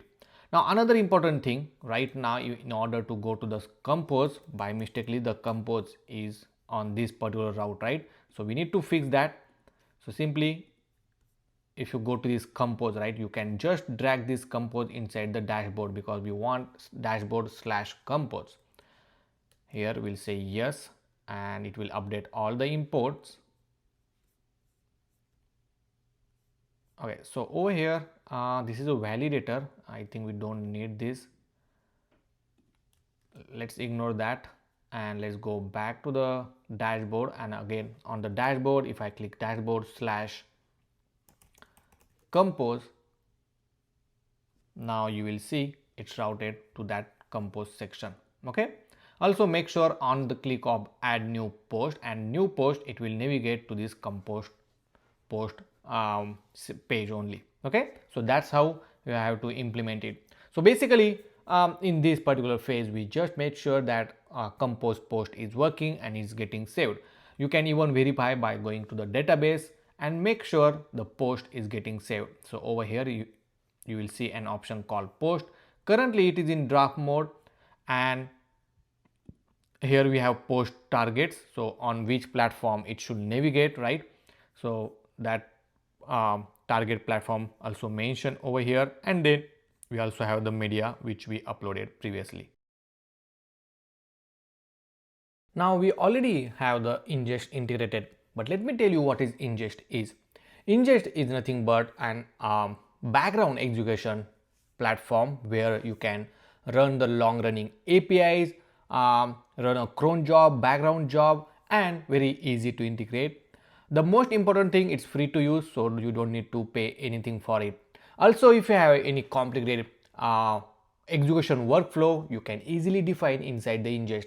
In many of my video, I use this ingest in lot of different projects as well. Okay, and that's what we are going to run it for our app. So first thing, I will go to the documentation. I will put the link in the description for this ingest, and then obviously it's already installed and set up, but you just need to run. So copy this command, go back to your project, and then inside your terminal you can simply paste it. So it will open in the port localhost, it will open in localhost 8288. So if I open it, this is how your ingest dev server is now running. But once you deploy your application to production, you have to make sure you will connect your app with the ingest cloud. Okay, so on their platform, you just need to sign in and make sure to connect, which I'm going to tell you at the end of this course. So don't worry, because we have a dedicated chapter to deploy our app. Now inside this app, if you see, it's saying a not sync, right? And this is the API slash ingest endpoint on to which it's trying to connect. So if I go to this app, under this API, you will see a route called ingest. It's already there, but it's still not connecting. That's because if I go to this dev console over here, you will find an error, and it's saying in local you have to set this ingest dev is equal to 1 inside your dot environment variable. So I will just paste this ingest dev is equal to 1. Okay, but once you deploy your application on server, right, it will automatically generate the signing key, so you don't need to do it right now. And if you see, now it's sync. Now if I go to the function, if you see, we have one function called publish post. Okay, basically in this function, it publish your post on the social media platform. And in order to check that, you can simply go to app. I don't know whether it's an app or maybe inside the library. If I go to this ingest, you will see a function.ts, and that's where we have this publish post event. Okay, so inside that I think a lot of things already mentioned. And inside this, if you check this comment, it is just an publishing logic. Obviously we are going to implement here, but for now it just log in it. All right, so it means we have to tell an AI agent to implement that logic.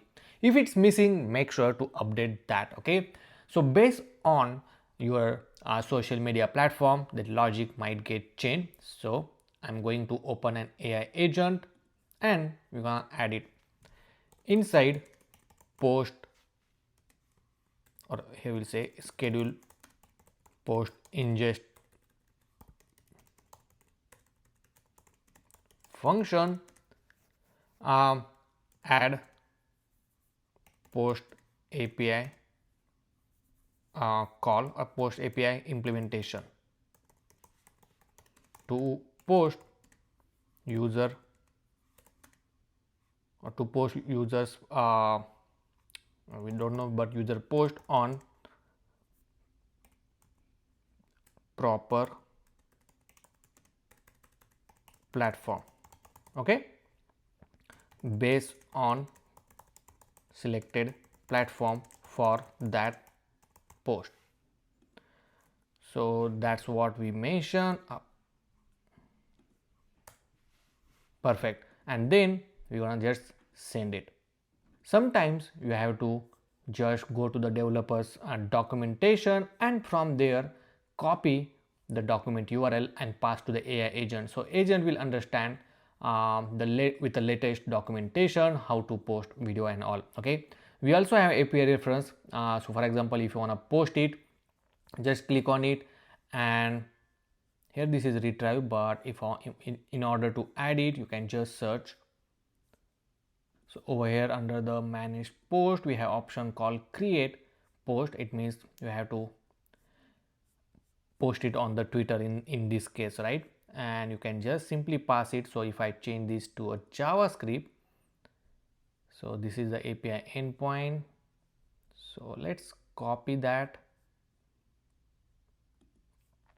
and pass to this one. Okay, if it did not implement correctly. And if you see, it's implemented. Currently, as per the documentation, the platform is changed to X and not the Twitter anymore. So this is the correct URL for it, and it basically uses the old one. So change this Twitter to X, and I think other than that, it's look good to me. So let's save it, and you can always compare with the whatever the data you saw inside this documentation. Okay, now once you save it, let's accept all these changes. You can go back inside your application and then you can fill up that. Now obviously if you want, you can schedule it, otherwise you can even post it immediately. Once you click post, it should trigger this event. If it's not triggering, then we have to fix something else.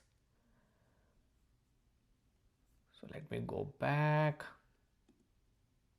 Somehow it did not trigger this ingest function. So it means when user click on post now, it should trigger this function. So we have to add that. So here we can say, so let me show you where. So on this post now button, on post now, if user did not schedule it, then make sure to post on social platform now. Okay, and no need to run any background job for schedule, just simply post using ingest function and then hit enter. So basically idea is whenever user click on post now and did not enable the schedule post, then we have to schedule it immediately. Otherwise user will select that and then you can add or change this button to schedule post, or already changed to schedule post. Then it will schedule post, and then our ingest function will automatically schedule at the specific time. So now it is implemented, so let's test this out. But before that, inside the function.ts, which is inside the ingest folder, make sure for the Twitter, right? Because for each of platform, the publishing the post is different, right? So over here, if you see, we have the Twitter platform and it's making that API call, and I think everything look good. I just verified that this api.twitter.com also work, or you can even change this to X as well. It's totally up to you. Now if I go back and let's write some post, so here we'll say download Taskibeer app. So we are creating this post for the Twitter, so I will generate it. On the right hand side you will see the actual preview, how it looks on the Twitter. I just updated little bit of UI. I will just keep this media for now, and I want to test it, so I will just post it now immediately. So we'll say post now. On this side, inside the ingest, you will see the post publish is completed. So first it will fetch the post, then get the target on which platform he need to post, and then it look like it's published successfully. If I go to my Twitter account, so I will open my Twitter account, and boom, if you see, just 21 seconds ago, means just now, whatever the post we added, it's posted on this platform.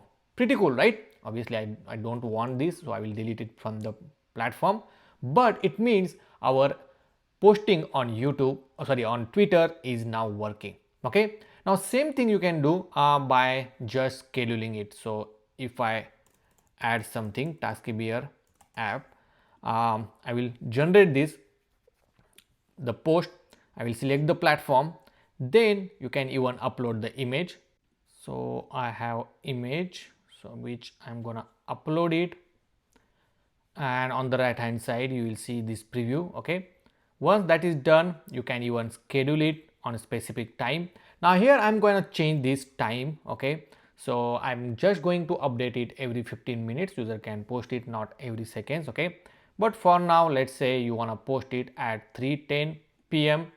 and then you can simply say schedule post, and once you say the schedule post inside your database, if I go back to our database over here, you will see your post.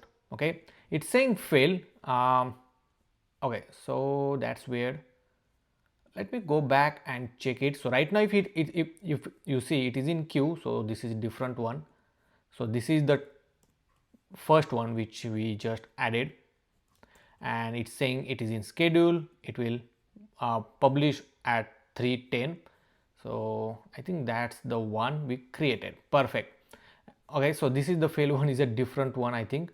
So but this is the one which we just created because we schedule it, right? And that's why it's showing schedule. And inside this, if you see, as soon as you schedule, the ingest will put it in the queue, and at the specific time it will publish your post. That's how straightforward it is. So that's all. If you have any question, any doubt, let me know in the comment section. Now the next ticket and next phase is a content calendar. So this content calendar will basically show you when you are scheduled your post, and that post will show you in that particular day inside the calendar. So it will build the visual content calendar at this particular page and showing all the schedule and published post on monthly, weekly and daily view. So we basically it will create a new calendar page as well. Then we have the post detail drawer. On click of your post, it will show you the post detail.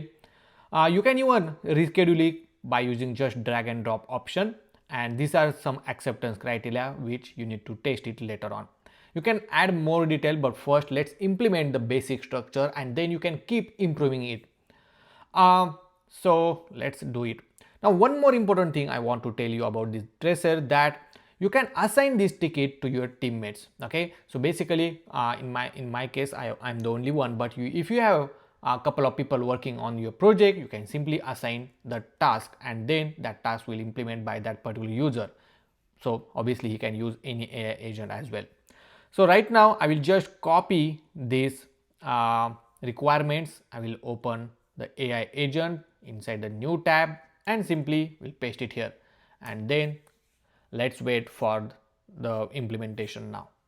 And if you see, now it is implemented. So under this calendar we have this page, and inside the page we will find the post calendar section. So let's go ahead and check it out. So I will go to this calendar, and over here you will see the current month calendar, and as you know that we already posted a 2 post, and that's why it's showing for today's for that particular platform. So we posted for the Twitter and it's showing in that color. If I open, it will open a drawer and it show the content. Obviously you can change this UI if you really don't like it. You again have option to publish now, or you can even edit it. I don't think so edit is working properly, but you can fix it. Another important thing that you can easily move between the dates. You have the different view, so you can change this to a weekly view, and if you see for the week between 22 and 28, for that day you will find your post. Okay, and we also have the day view as well. So for a day view you will find in between that particular time slot we updated this or added this post. Now another interesting thing that you can easily drag it and drop it to any other date if you want to reschedule.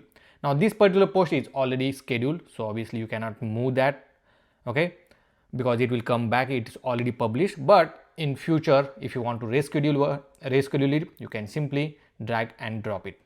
So that's how your content calendar is ready.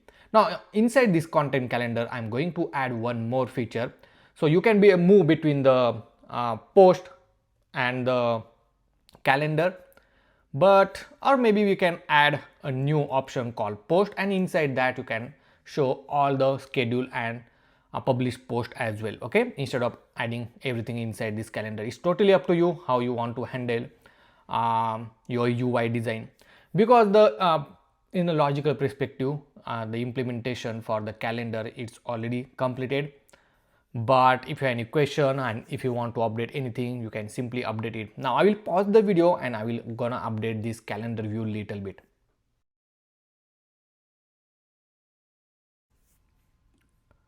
Now here I completely replace the calendar UI with a new one. I just simply copy the existing code and then you can paste it inside the Claude and tell Claude that you want a high quality design, okay, without changing the logic, and he will give you the only code which you pasted. Obviously it will update with the proper UI UX design, and here is the result. Obviously we have the week, day, so functionality wise everything is same. Also you will find that for different platform the color code is different. I also added this tab view, okay, so you if I click on this post view, you will see that we have the all the post, which one is draft, which one is in schedule, which is published, everything you will find under this post view tab section, okay, which is come under calendar section only. Then inside the add new post, I just little bit update the design. Functionality wise everything exact same, just the design wise is little bit now updated, okay. So you can also give us a try. You can simply copy the code, put it in the Claude, and then Claude will take care of your UI UX design.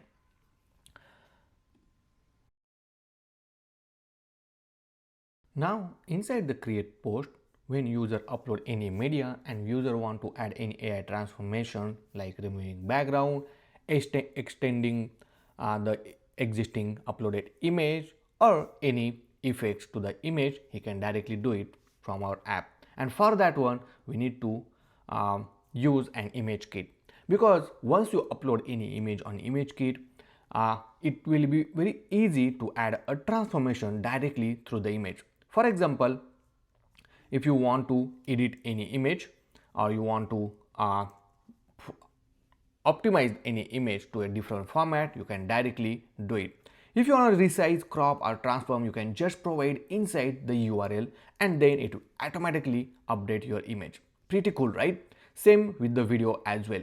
So they have proper documentation how it actually works. So for example, once you have the image URL, in order to add a transformation, just provide a tr and the value, whether you want to change width, height, and the image path. Obviously, this is just a one example, but there are multiple other option and different option. You will find it under this documentation. You can add even some option like removing background or adding an element.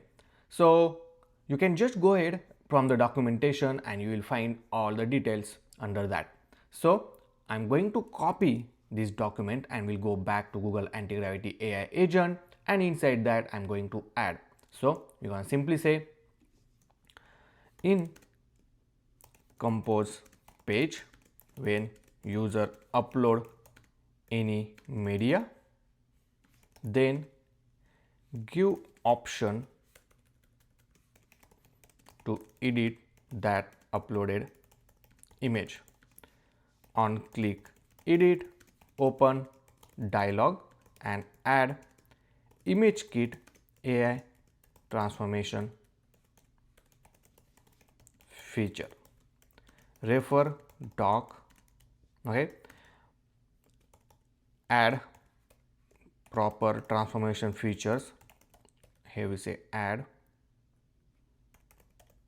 transformation option, and on user select apply to that media directly, or here we can apply it to that media. Okay, so I think that's all we need, and simply send it. Now automatically AI will walk through this compose page because we updated this UI from the Clerk as I mentioned earlier, right? And then once it verifies the code and all, then it will start implementing it. Now we'll wait for the implementation. So once it is implemented, let's test this out. So we'll go back over here. I already uploaded this image, and then you will find this icon, right, which is an AI image edit option. It will open an open editor, and on the left side you will see all the available tools. Obviously you can add more from the ImageKit, but I added few of them which is quite popular. On the right hand side you will see our original image. If you want to remove background, just click on it and boom, if you see, the background of the image is removed. If you want to retouch it, right, with a high scale, you can also do that, or even if you want to upscale it, you can upscale that as well. Pretty cool, right? Once you are happy with your changes, you can simply say apply and save, and then that changes is now applied to this image. But again, if on the top of it you want to apply anything else like remove background or something like that, you can even do that. Okay, but for now I will keep the existing one, and that's all about this ImageKit AI transformation, which and in any application you can simply apply it, and you don't need to add any SDK, any complicated logic. It will simply use your ImageKit URL to apply the transformation. Now let's jump on to the phase 6. Inside this phase 6, we are going to use an AI auto reply. Obviously, replace this bool MQ to the ingest, and wherever you find bool MQ, so I'm just gonna replace that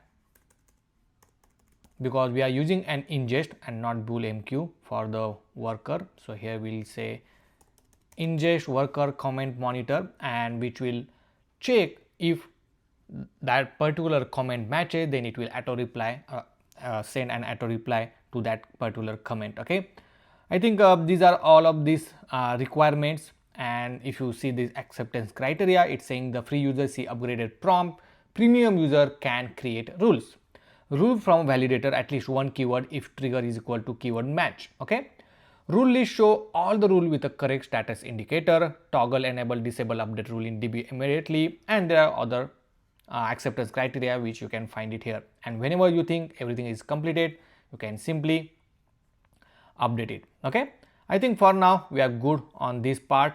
Make sure you will copy this acceptance criteria, then go to the AI agent and then simply paste it here, and then it will start executing. Also, it's not every time that our AI will generate a beautiful UI. Okay, so in that case, make sure the functionality is working, and then as I say, you can simply copy the generated UI code and then paste it to the Cloud, because Cloud give you the best UI, and that's how I sometimes update my UI as well. Another thing you can do it, that you can use a Cloud at very start just to update your skill.md file, okay, or theme file inside your project, so that every time whenever AI want to refer it, AI can refer directly from your file instead of copy pasting this technique. Okay, but at the initial we totally forgot to add the skill.md file for our AI agent, so that's the reason we are updating it manually.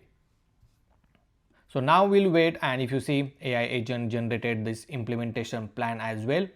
I will proceed with this one, okay, and if required we can change it later on. So if you see, it's implemented, and if I go back to our app under this auto reply, so right now it's saying that this is a premium feature, you cannot access it, right, and check pricing feature is not yet implemented. But for the testing purpose, we'll go back to the database, make sure in your DB you have the subscription table added. Inside that, simply add a user ID. So let's copy the user ID first. So this is the user ID I'm gonna copy. I will say here you can add any UUID. Okay, so I'm gonna put some random UUID. The plan we can say, let's say Pro, and here we'll say active status, and for now I will keep everything as it is. Okay, so over here it's saying that invalid input syntax for UUID. Okay, so here we need to change. Let me copy something else, because there we need to add some unique identifier.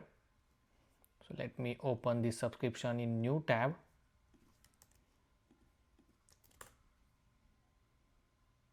Basically, let's go to the user and then copy the user ID first.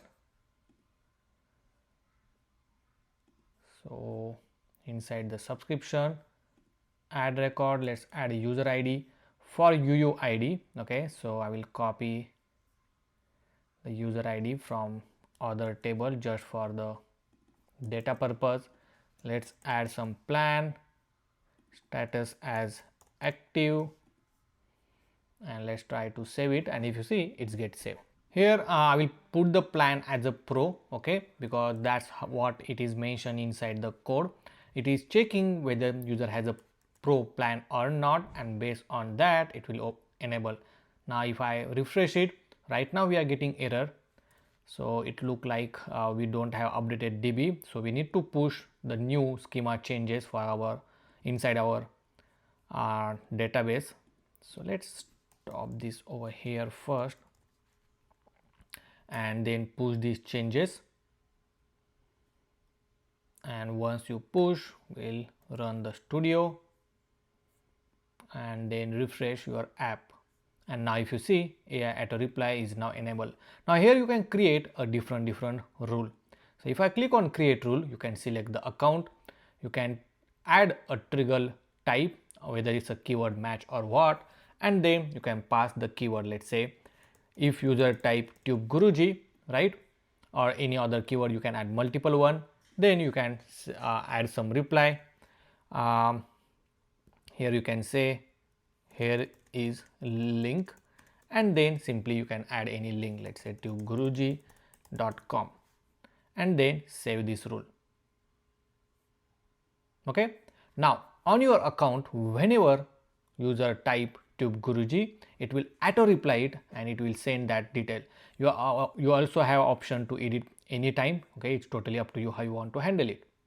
Also it has a feature that AI will handle it. So if you see, you can enable this feature, and once you enable, then AI will properly reply based on user comment. Okay, and inside this walkthrough, make sure you can verify what are the changes that he added. So inside the dashboard, not dashboard UI, but he had updated this auto reply, and then update rule, toggle status, edit and remove rules. I think we are good for now, so we can test this out. Also, you have to make sure inside this ingest you will see a new function called comment monitor. Okay, so basically what it will do, it will execute every 15 minutes. Okay, so next run in 4 minutes it will execute it, and then it will check if anyone is commented with that particular keyword. Okay, and that's how it will execute. We don't want to execute every second. Okay, so it will execute every 15 minutes. Now currently if I go to this ingest workers and comment monitor, make sure that logic is implemented. If it is not implemented, so in my case it's not implemented and it's saying it's just using a mock data for now. Okay, so make sure it will execute it properly. It added this fetch platform comment. So if I go to this fetch platform comment, if you see, it's just a mock data, right? So you can add a comment. So I will start with a new session. Here we'll say inside ingest worker for comment monitor, implement actual logic to reply to user comment on Twitter platform. Okay, no mock data. So currently we are just using a Twitter, so that's the reason we are implement for the Twitter only. But if you implemented for the Instagram or anything, you can just let AI agent know. So let's hit enter, and now we'll wait for this implementation. So at every step, make sure you are testing it properly, because AI agent is building our platform, right? And it's our responsibility to test it properly. So until this point, obviously you can able to add all these auto reply things, but it is important for you to test it properly. Okay, and the implementation wise it's completed. Now I just run this. Okay, so over here if you see, it's run and it's fetch all the comments. Right now if you see, it fetches all the comments. So in this case it fetched 3 times, and as soon as the tube gurus matches, here it will auto reply to your comment. See, so I just added this tube guruji, and then it sent the link as well. Pretty nice, right? So that's how this auto comment will work. Obviously for a different platform you have to implement a different way. You can just tell AI to implement it. I'm gonna tell you a few more social media platform to connect with our application at the end of this course. So make sure to watch it, like the video and press notification bell icon so that you will not miss any update. So I think that's all about these comment things. Okay, now what I did, another thing to update my UI, I simply went to the auto reply page. I copy this code and then I paste it to the Clerk. Now Clerk generated this beautiful updated code for me. I will just copy that and then I will gonna replace this. And now if I go back, let me refresh this screen. So right now I'm getting error rule form, so let me fix that. So if I remove it, obviously it will ask me to import again. Now I will import it back, and then you will see the nice result as well. Perfect. So if you have any question, any doubt until this point, let me know in the comment section. Now next, let's implement the billing section. So inside the phase 7, we are going to add a billing and subscription model. Now in this one, obviously we are going to use a Clerk billing. Okay, and then we are going to enforce the plan if user want to go with some paid plan. We already have the client secret key, the Clerk secret key inside our .env file, and we have to add this Clerk billing webhook as well, so that it will update to our database once user subscribe to our any plan. It will create a new page called billing/page.tsx under the dashboard, and there are few more details you will find. Now you can it's totally up to us that how many plan we want to add, and depends on that one. you can easily subscribe. Now once this is implemented, I will tell you how can we set up the subscription table features and everything. Okay, so let's copy this as it is. Then inside our AI agent, I will create a new page and simply paste it here. So now just wait for the implementation, and once it is implemented, then we're gonna test each of these acceptance criteria. Now in meantime, you can simply going to create a plan. So I will navigate to the, let me go back over here and we'll navigate to the Clerk. I already have open. Now inside the Clerk, go to the configuration section, and inside the config, you will find an option called billing. Okay, so inside this, go to the setting option, you have to enable the user billing, and then you have to create a new plan. First, I will save this, and then we're gonna create some plans. Okay, so it's totally up to you how many plan you want to create. So first we'll add, we need to give a plan name, so we'll say free. I will just make sure, because sometimes it already included. I will keep everything as it is in the free plan, but you can add a feature, let's say to social media account. Then here we can add limited.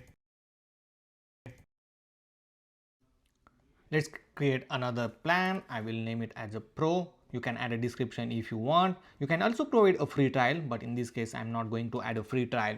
Now free trial feature is nothing but when you add a free trial, for example let's say 2 days.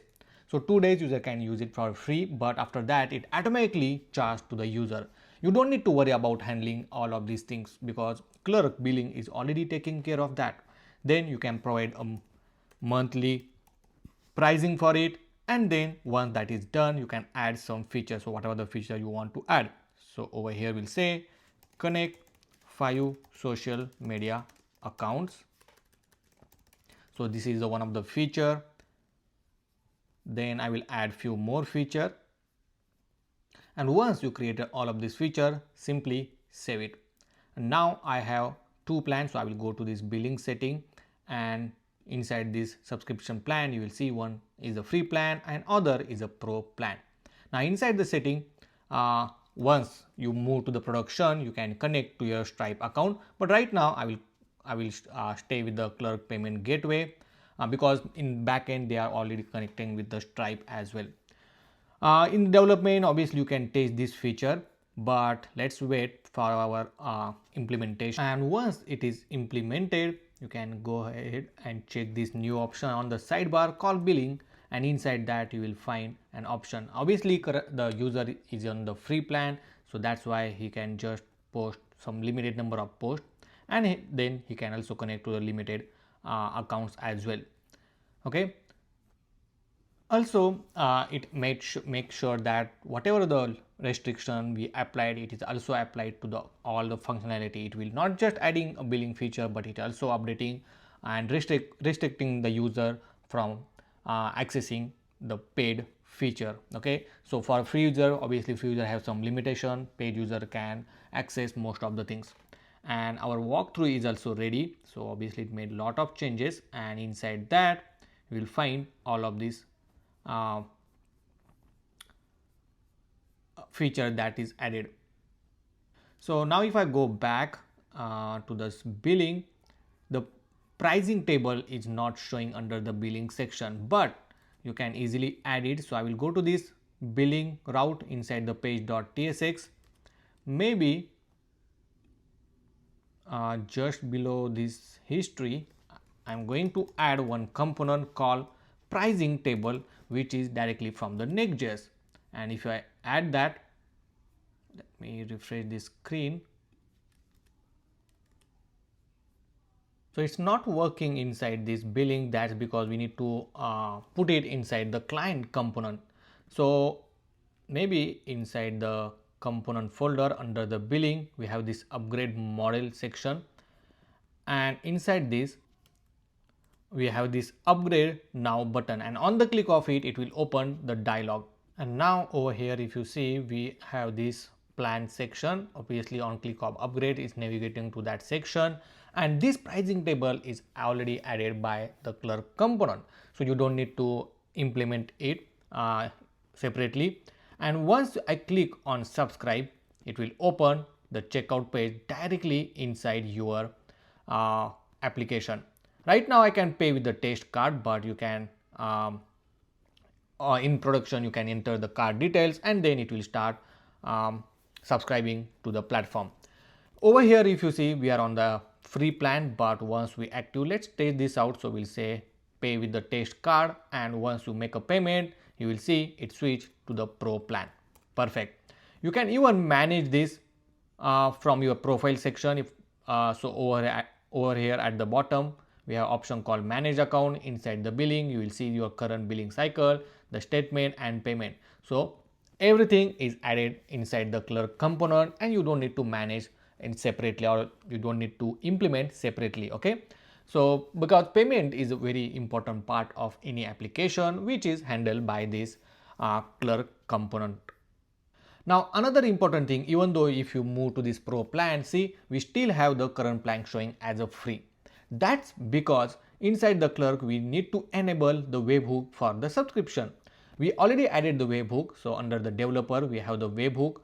We added the webhook for a sign in, sign up, but for this webhook along with this user created we need to add few more events. Okay, so inside that I will say subscription, and you can add all of these subscription things. Okay, so if user is active or new subscription is created, at that time the event will occur because the logic or webhook implementation is already implemented, and definitely you can verify it by going to this app.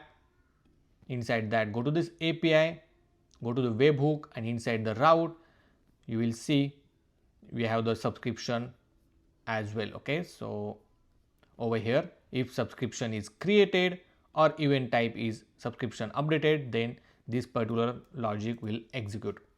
Now in order to test this again, I will go to this billing section and I will just delete this user. So let's go ahead and cancel this subscription so that you can again test this out. Now if you see, if I refresh it, it should move to this free plan again. Okay, I think I just canceled the subscription. I need to end this subscription,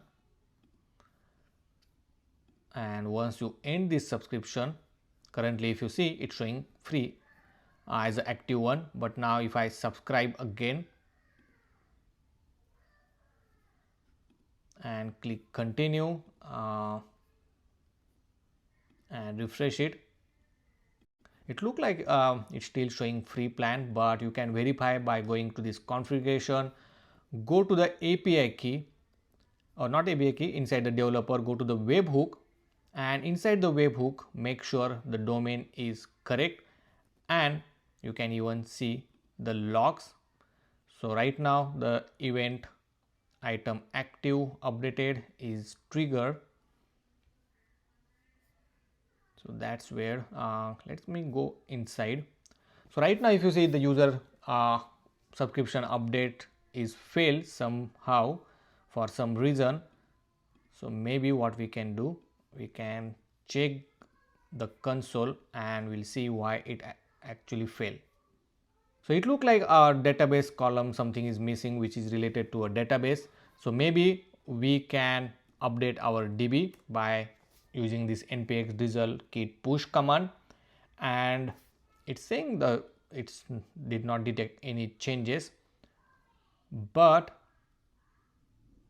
let me copy this complete error. Okay, and this error you can simply paste inside your AI agent. Okay, AI agent will take care of everything there, and you can even mention that subscription webhook is failing. Now after updating we can test this now. So we are on the free plan, so let's subscribe.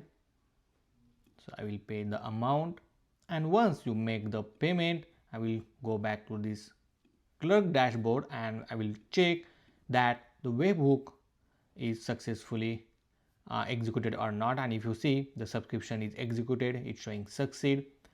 If I refresh this screen, it's still showing the free, but if I go to a database, we'll check whether the subscription is get added or not.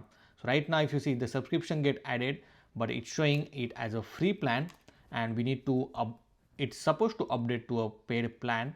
You can mention agent once user is subscribed, then update the sub status / plan and plan to active.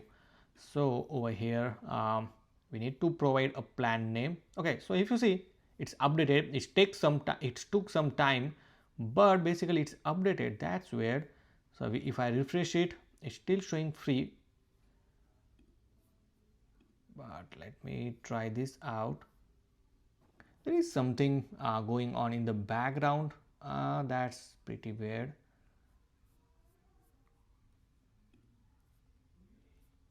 So maybe you can tell AI agent that once it is updated, update status plan to active and paid user properly, and then send it. So okay, so I found the issue. So inside this current plan, it's hard coded value as a free. See, so basically it's checking the user plan, and our plan name is pro. Okay, then it will show a paid or premium. Other way it will show a free. Or another way that you can do it, you can just copy this premium, go back to a clerk, and inside this clerk configuration under the billing, you can simply change the plan name. Okay, so over here I will change this to, let's change this key only to premium, and that should work. And here as well I will just make sure to update this to premium, and once you make it, maybe it will work. Obviously in database as well, this plan need to be a premium. Okay, so there is some issue with the plan naming. Okay, so you have to make sure it's correctly mentioned. So everywhere we are using premium, and at one place we are using pro, so maybe because of that one it was not working correctly. And now if you see, it's showing the monthly post, and it's an infinity because user is on the premium plan now. Okay, and this is active plan. Perfect. So that's how you have to implement it. Next thing, we are going to add that dashboard. Okay, because our dashboard has just a placeholder, we need to replace that completely. But for now I hope you understand that billing section, that how it works and everything. If you have any question, any doubt, let me know in the comment section. Now the next implementation is nothing but the updating our dashboard. So I will open this board from the Traycer, and then I will mark this as a done, and let's open this analytic dashboard requirements. So in this one we are going to build the analytics overview page. At the analytics page with the engagement matrix, chart, and top performing post. Okay, and these are some tasks, so it will show the analytic data, and we have the dedicated page for that one. So I think that's all we needed. If you see over here, we have the acceptance criteria, which you can test it later on once it is implemented. So let's copy these requirements as it is, then we'll go to this agent, and we are going to paste it here, and then simply send it. Now you might have one question that depends on your requirement, this implementation phase will generate different every time. Okay, so it's not necessary it will generate in the same way, so don't worry, just make sure to execute it one by one and make sure to test it as per your requirements, and then it will implement your complete project for you. And now if you see it's implemented, so inside the walkthrough you can check all of this point, but in order to test everything one by one, I will go to the Traycer and I will check for this analytics and dashboard. Okay, so inside the acceptance criteria we have some of the things that you can verify. So if I go to the dashboard, you will see the analytics view, we have posted 3 posts, then 3 are published. the schedule. Right now we don't have any schedule one and which one is failed. Over here it will show graph. Right now it's only for one day, so that's the reason it's showing only point, but if you come back then it will show you proper a line graph. On the right hand side you will see which platform you posted on. So currently it's showing Twitter only. Then you will see the recent post section, which platform you posted and everything. Perfect. At the bottom, this is just a dummy data which you can connect with the actual data. So this is the task for you to fetch the actual likes, comment, impression, everything you can fetch it on your post. As simple as that. Okay. So our dashboard is also now ready. And interesting part is it works for both. Okay. You can even change the dates, depends on your selection. It will update this analytics as well. So that guys, so we implemented most of the features like dashboard. We have the dedicated calendar now. We also implemented the auto reply, which is quite helpful. Then we have the account section where you can directly connect to any social media platform. We have the billing feature as well. Okay, so you can add the billing. Now if you want to add a setting section, you can just tell to the AI that add some feature inside the setting, which can be very helpful for user. Now we are going to add some of the settings under the setting options. So for that one we'll go back to anti-gravity, obviously, which is not inside our ticket, but you can add your own ticket and then Traycer will create ticket in order to track it. But in this case we'll just go ahead and we'll just going to implement it. So let me close all of this tab. Inside the AI agent we are going to add settings page. In that, add some settings option for user which is important inside this app. Give me list of features which you think is important. Also I want to add notification feature in notification feature using Splunk email notification. So I add that too and suggest me some more in. Okay, so that's all we can write. Okay, and then send it. So obviously if you don't have any idea and you are out of idea for a particular feature, then you can always ask to the AI model. And here we go, our setting page is also ready.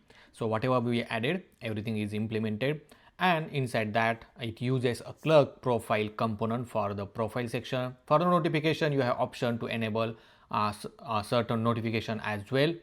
Then under the preferred section you will see it's a AI tone, how you want, you can set that AI tone as well, and the time zone. And once it's done you can simply save these changes. Okay, so that's how our setting section is now completed.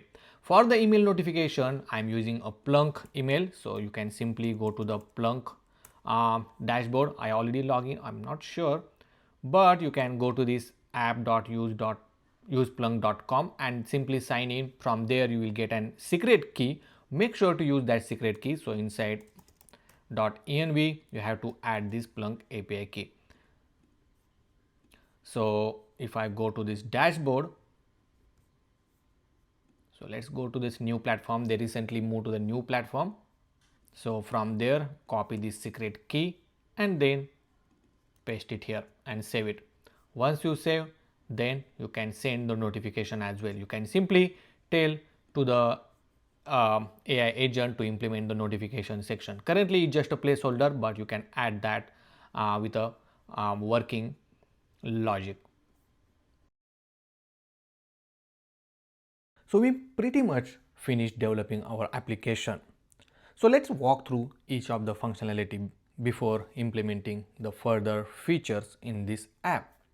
So once you log into the dashboard, here we have option to add a new task, and we also have dashboard which will show how many posts you published, how many are scheduled with this beautiful graph, the bar graph, and the recent post. Then we have the calendar section where you will see all the posts scheduled for that particular day. Also, we have the all post section where you can see all the post which is scheduled, published, and we added this all the category wise as well.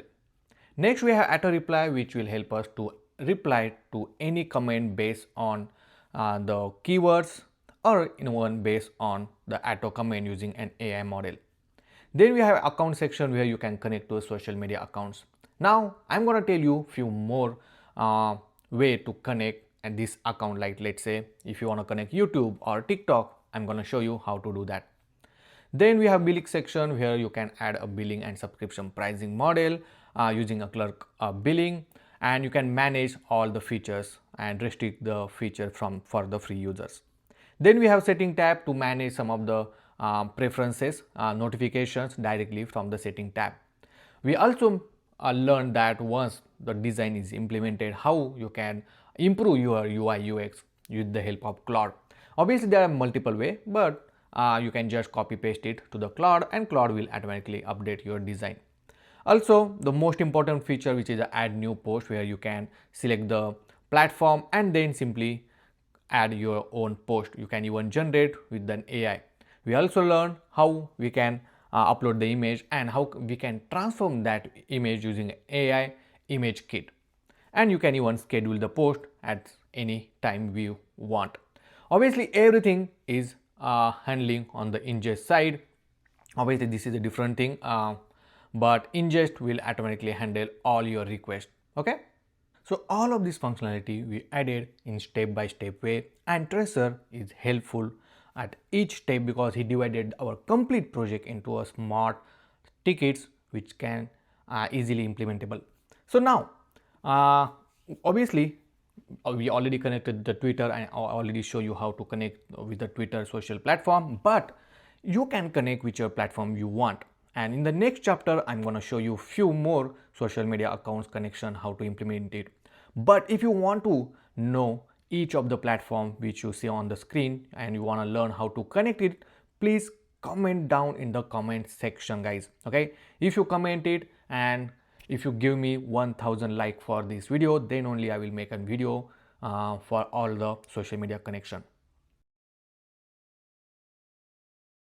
Now let's connect a YouTube social platform to this app so that any user can connect to our application. So I will go back to the anti-gravity and then simply I'm going to tell to the AI agent. Now inside accounts, I want to connect YouTube account from this app.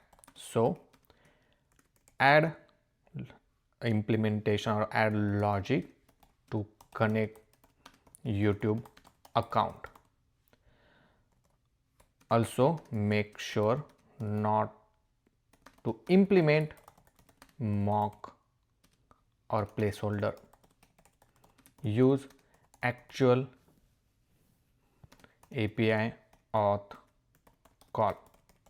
Also give me steps to configure inside GCP. Okay, now hit enter. So two things we told to the AI agent, that first implement the logic to connect to the YouTube, and second is the step-by-step instruction to configure inside the Google Cloud platform. Remember, it's a free to use, so you don't need to pay anything. Okay, it will we need to create some API keys which we need to add inside .env file. Now we'll wait for the implementation plan, and our implementation plan is ready. So if I open it, you will see that it will start implementing the authentication. It will add a YouTube helper similar like a Twitter helper which we already have for the Twitter. Okay, let's proceed with this implementation plan and then we'll wait for the final result. And if you see, it's also implemented. Let's go through this walkthrough steps. Okay, so first thing, it added this YouTube auth helper which help us to connect to your YouTube account. Then we have to exchange the token, right? So this implementation is already done. So obviously there are some GCP configuration tape which we need to follow in order to enable this YouTube data API and then add the key for it. But for now, if I go back and let me refresh this screen, and if I click on connect, you will see it's navigating, but it's saying the access is blocked, but at least it's navigating to a Google or Gmail account. Okay, now in order to generate this Google client ID and the secret key, let me copy that and paste it inside .env file. So at the bottom I will paste this. Now we need to add this inside the .env file and make sure to generate this client ID. So first thing first, we'll go to the GCP console and then we need to enable the YouTube data API. Now once you are on the GCP cloud, right, simply search YouTube API. Okay, over here you will find this option called YouTube data API 3. Then if it's not enabled, make sure to enable. In my case it's already enabled. Okay, but you will get a button called enable and just click on it and then it will enable for you. Next step, let's go to this option and click on this API and services. Inside this API and services, you need to add the auth consent screen first. Okay, so just click on it. Auth consent screen is nothing but when user want to connect your application, it will ask you, do you really want to allow to give access to this application. Now inside that I already have the consent screen created, but over here you will get an option to create a new consent screen. Okay, now once it is created, right, make sure to select the application type as a web and then select the different consent permission options. So if I go over here, you will see the different scope. Okay, so one is auth, YouTube read only, upload and many others. So you can select all of them. Then we have this branding page where you can upload your logo and everything, the authorized domain as well. So which are the domain are authorized, that domain name you can also mention inside this branding section. Then over here you can add your localhost domain for the testing purpose.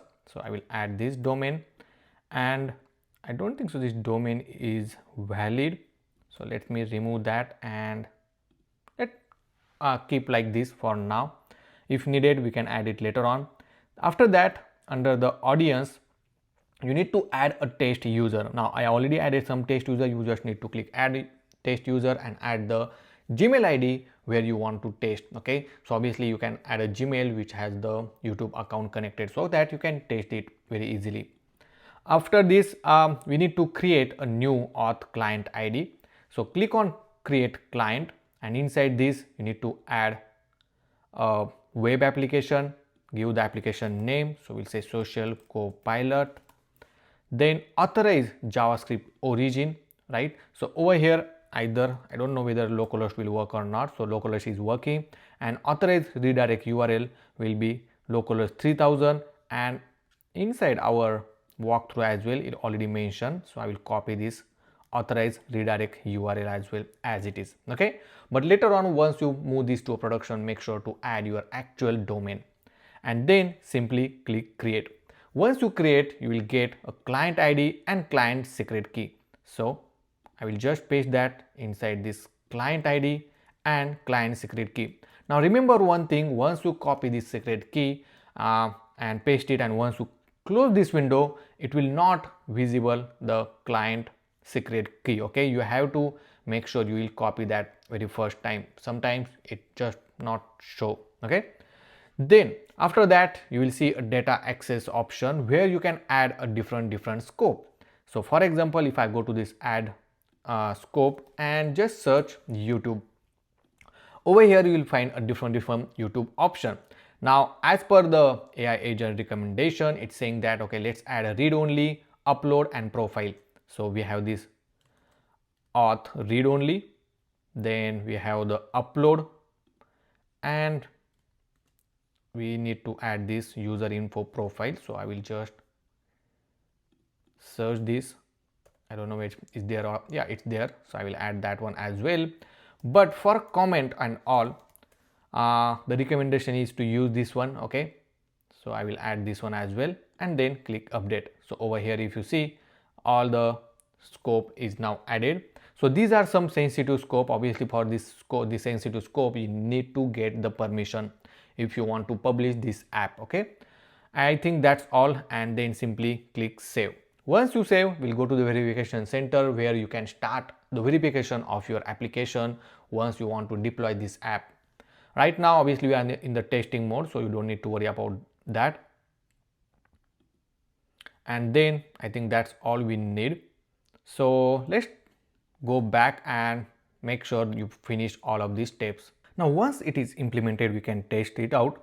Make sure the redirect URL we are using this localhost 3000. So inside the .env file, your next app, public app URL will change this to localhost 3000. Obviously once it is in production, then we'll update with the actual domain, because previously we are using the ngrok URL, but right now we updated to localhost 3000. So make sure to update it for the testing purpose. Now inside the account, we'll click connect, and if you see it giving me option to connect with a Gmail account. Then over here, obviously we are in the testing mode, so you will see this window, but once you are in the production mode, you will not see. So let's click continue, and it's saying that you are signing to this particular project. Later on we can change this project name. We'll say continue, and then it will give you an option. See, it giving us to manage your YouTube video and view your YouTube account. So make sure to select this all and then click continue, and then it will redirect back to your account page, and now you will see your YouTube account is now connected. So this is the account which I connected to the YouTube, and then it's showing it as a connected. Perfect. So that's what we want, right? So that's how you have to connect your YouTube account as well. Now when you try to create a post, right now if you see, we are getting error, and it just saying that you are trying to display the image from this host name. So you need to make sure this host name you will add inside your next.config.ts file. So along with the other, we need to add it, because our profile image is rendering from that particular host name. So okay, we also have another one, I believe.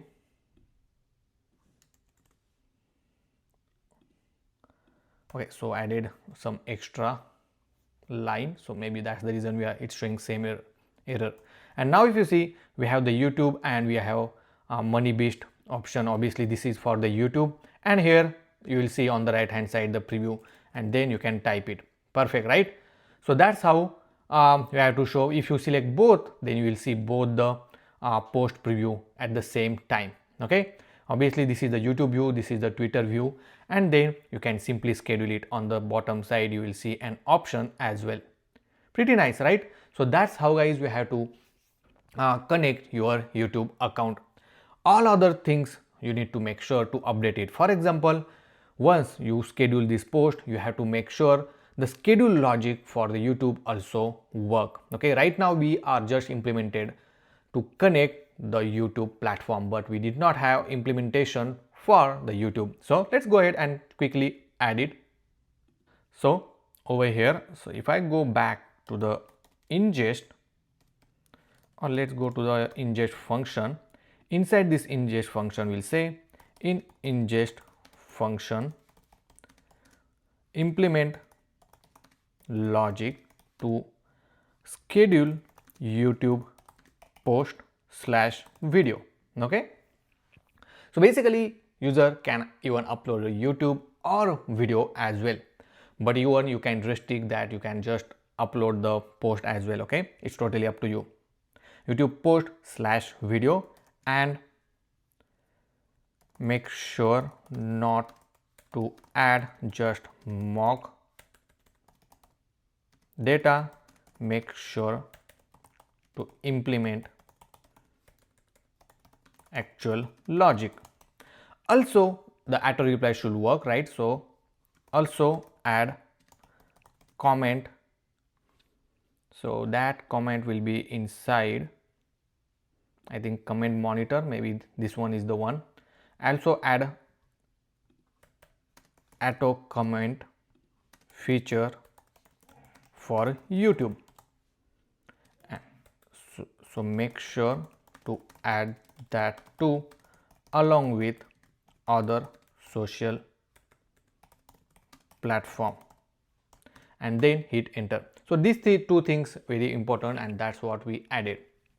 Now we'll wait. Now few things, remember, you have to make sure if you want to upload the post or video, you have to attach the media, otherwise it will just add it as a post. Okay, but if you really want to know how to post a video on YouTube or on TikTok, you can watch my AI short video generator and scheduler platform, where I explain how to schedule it on YouTube and the TikTok as well. Okay, this is the best way to implement some SaaS application which can make you money. Okay, so in this application you will generate an AI short video using an AI along with the voice, images, video, and then you can schedule it automatically on the YouTube. Here we have the implementation plan, and inside the implementation plan, if I go at the top, so it will add a, or let me close it, I think that's the old one. Okay, this is the new one. So it will update the implementation inject function for the publishing post for the YouTube. It uses a video URL from the media URLs and post content as the video description. So over here, let's add an option for now, just, or let's say if no media present, or maybe what you can do, you can add an option, add option inside composer when user select YouTube as platform, then add switch or add checkbox to post as video or just simple post. It means not video. Okay, so we can add this comment. I think other than that everything looks good to me. So let's proceed with this implementation plan, and now we'll wait and sit relax to finish this complete implementation. Now it's implemented. Let's accept these changes, and then inside the walkthrough you can see what are the things he added. Okay, so basically if I go back, when I select the YouTube as a platform, you will see this option whether you want to post it as a video or not. You can just disable if you don't want to post as a YouTube video. You can add a caption, app download, and then let's generate. Once you have that, you can even upload the media if you want, or you can skip it, and then you can schedule your post. Once you're done, on the right hand side you can see the preview, and then click on schedule post. Once the post is scheduled, you can go to the calendar and verify. So I don't think so it's showing any post schedule. So basically it did not schedule because we have some database changes which we did not push, so we need to push that changes. So I will just run command npx drizzle git push, and then it will push your changes. Okay, once changes are applied, obviously you can verify. So if I go to this Drizzle Studio, we'll open that in a new tab, and then you will see some of the new tables get added. And now let's try this out. So let me fill up this form again, and now let's click on schedule post, and if you see, the post is scheduled and you will see the YouTube, right? Obviously you can view that one. If you want to edit, you can edit it, and you can see all of these changes. Under the all post section, you will see the YouTube post is now scheduled. You can even verify by going to the ingest, and you will see inside the queue this post is already in the queue, means at the specific time it will post on the YouTube. So that's how you have to add it. Same with the auto reply. So if I go to this auto reply, create a new rule, and here you can select your YouTube account. Then you have option, you can even match with the keyword, or you can add any comment, and AI will help us to add a comment. Now if you select the YouTube as a platform, then only it will only send or add a comment on the YouTube, otherwise it will not add any comment. And once you save, obviously from next time it will start adding the comment at specific time, right? And obviously it will not run immediately, but it will only run every 15 minutes. So inside the function we have the comment monitor, and you can even verify the logic by going to this workers comment monitor, and you can verify that YouTube is implemented or not. Okay, if I search, you will see the account platform is YouTube, and here you will see the logic is already implemented to reply to the YouTube result. So that's how you have to implement. If you have any question, any doubt related to this connecting a YouTube platform and implementing a logic to auto schedule a post on YouTube or auto reply on a YouTube, then let me know in the comment section. Okay. Now let's learn how can we deploy this application on the cloud. Now there are a few steps we need to follow. First, once the application is deployed, then we have to make sure to connect our application to the ingest so that our backend service will run smoothly. Second important thing, that wherever you updated the redirect URL and callback URL on Google platform or on even Twitter developer account, you have to replace with the actual domain. Okay. But first thing first, let's go to the github.com, and inside the GitHub we'll create a new repo. Now we'll name it as a social copilot. Then depends on your prior option, is you can change this visibility to private or public and simply create the repo. Once the repo is created, you can set this remote origin. So I will go back to this anti-gravity, and inside the terminal first we'll initialize the git and then set the remote origin. Then go to the source control, and inside the source control you can pass all of these changes. So here we'll say initial commit, and then stage all of this change, say commit, and simply publish the branch. Once the branch is published, simply push your code. Okay, so from here you can directly push your code, and once it push, you can refresh your repo. Then you will see all your files are now available inside your repo. Perfect, right?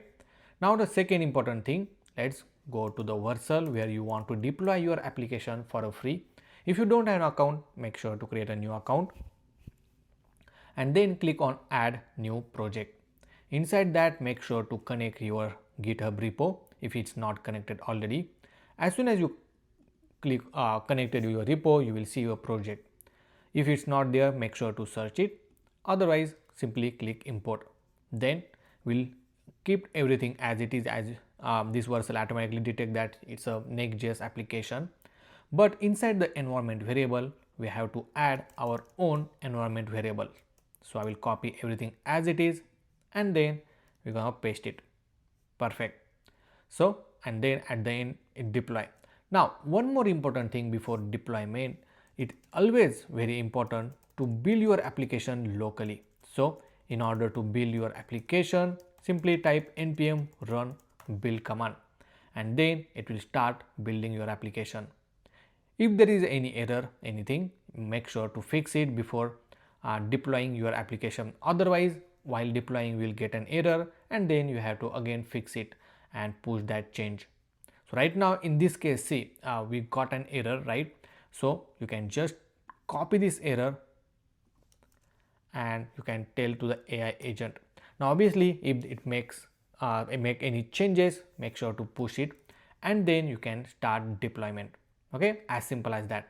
So your deployment will be executed successfully, and once the build is successfully generated, then you can simply push your changes.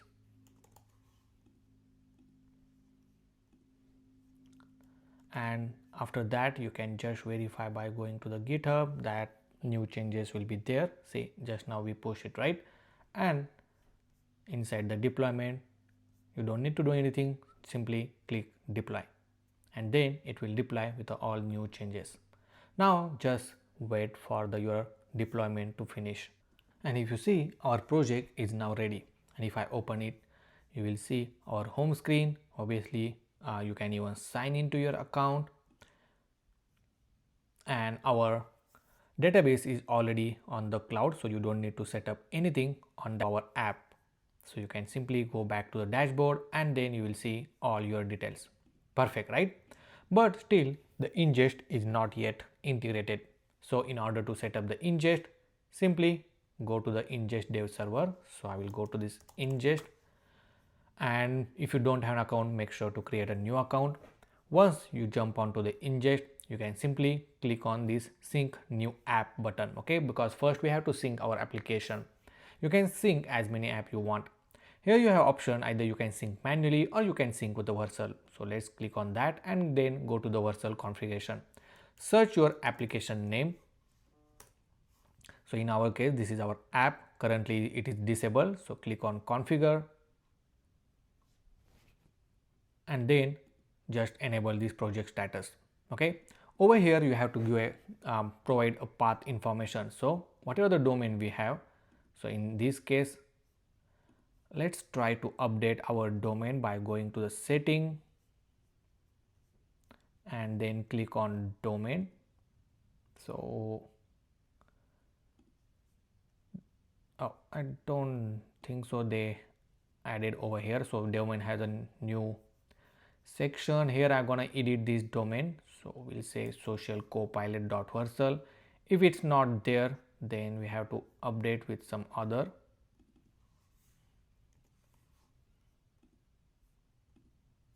And once you are happy with this domain, I will copy that, and inside the ingest let's add something like this. Okay, so /API/ingest. Make sure to provide an HTTP route as well, something like this. Then you have to add this deployment protection key, okay, because you have to bypass the deployment protection from the Vercel. So I will go to the Vercel, and inside the Vercel go to the setting. Under setting you will have option called deployment protection. Either you can disable this one, but if you don't want to disable, you can bypass it. So you can simply click add ingest. I will say new deployment bypass for this project. Click add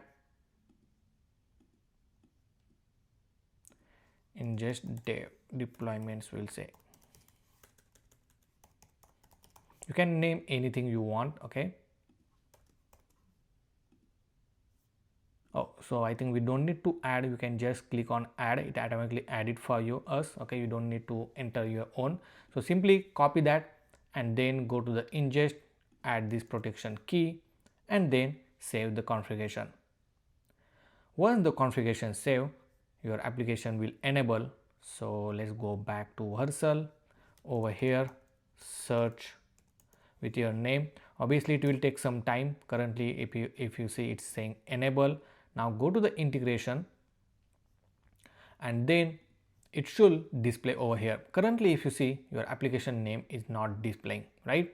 Now even though if you click on this integration section option, from here you can do the same thing, but if I click on sync app and add your app URL, that's how you can do it. But whenever you add or connect with the Vercel, it will add couple of environment variables. If you see, it added this ingest event key and signing key, right? Once it added, it will deploy your application again, okay, because that is very important. So if I go to the deployment, currently if you see, it's still building, and once it builds successfully, then only you will see your app name under this ingest app page. Okay, so we'll wait. Along with this one, inside this environment variable, you need to add you need to remove this ingest dev, okay, because we don't need this environment variable over here. Also you need to update your application URL. So somewhere we added the app URL, so that you need to update, or just search app URL, okay, and you have to update with your domain name. So in this case, this is our domain name, so I will update that. Once that is done, simply redeploy application with this new environment variable, and once that deployment is complete, then we'll verify that our application is inside this ingest or not. And once this is done, you will see your application is now showing on the screen. Perfect, right? So obviously it has a two function which is currently added. So I think that's all about the deploying your application. Now the most important thing that you need to do are the platform like Twitter, which is X developer account. So we can go to the console.x.com, and inside this we have created our app. You need to update your redirect URL. Okay, you can add another as well, it's totally allowable. So you can simply go to our domain. So this is our domain. Let me copy this one and then add over here, or you can replace this with a new one,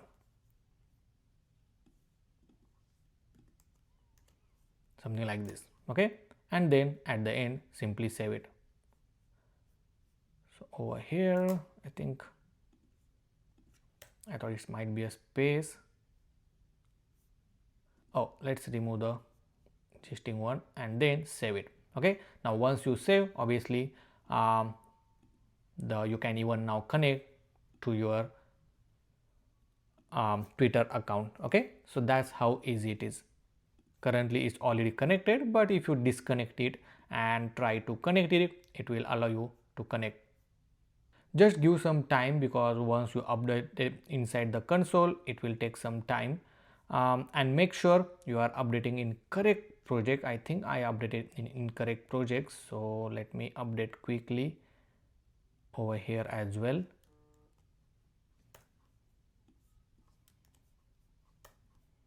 And then save change, and I'm gonna try it again to connect with our Twitter account. So if I click connect, see it authorized me, and then I can now able to authorize. Obviously it's redirecting to an incorrect URL, so make sure to fix that. It's just about the redirect URL inside your application, which you can fix it. And now if you see, our Twitter account is now connected. So that's how guys you have to deploy your application on the cloud. If you have any question, any doubt, let me know in the comment section. And if you still did not subscribe to our channel, make sure to subscribe. Don't forget to press like button, share this video with your friends who want to build the real business, and press notification bell icon so that you will not miss any update. So guys, we'll see you in the next video.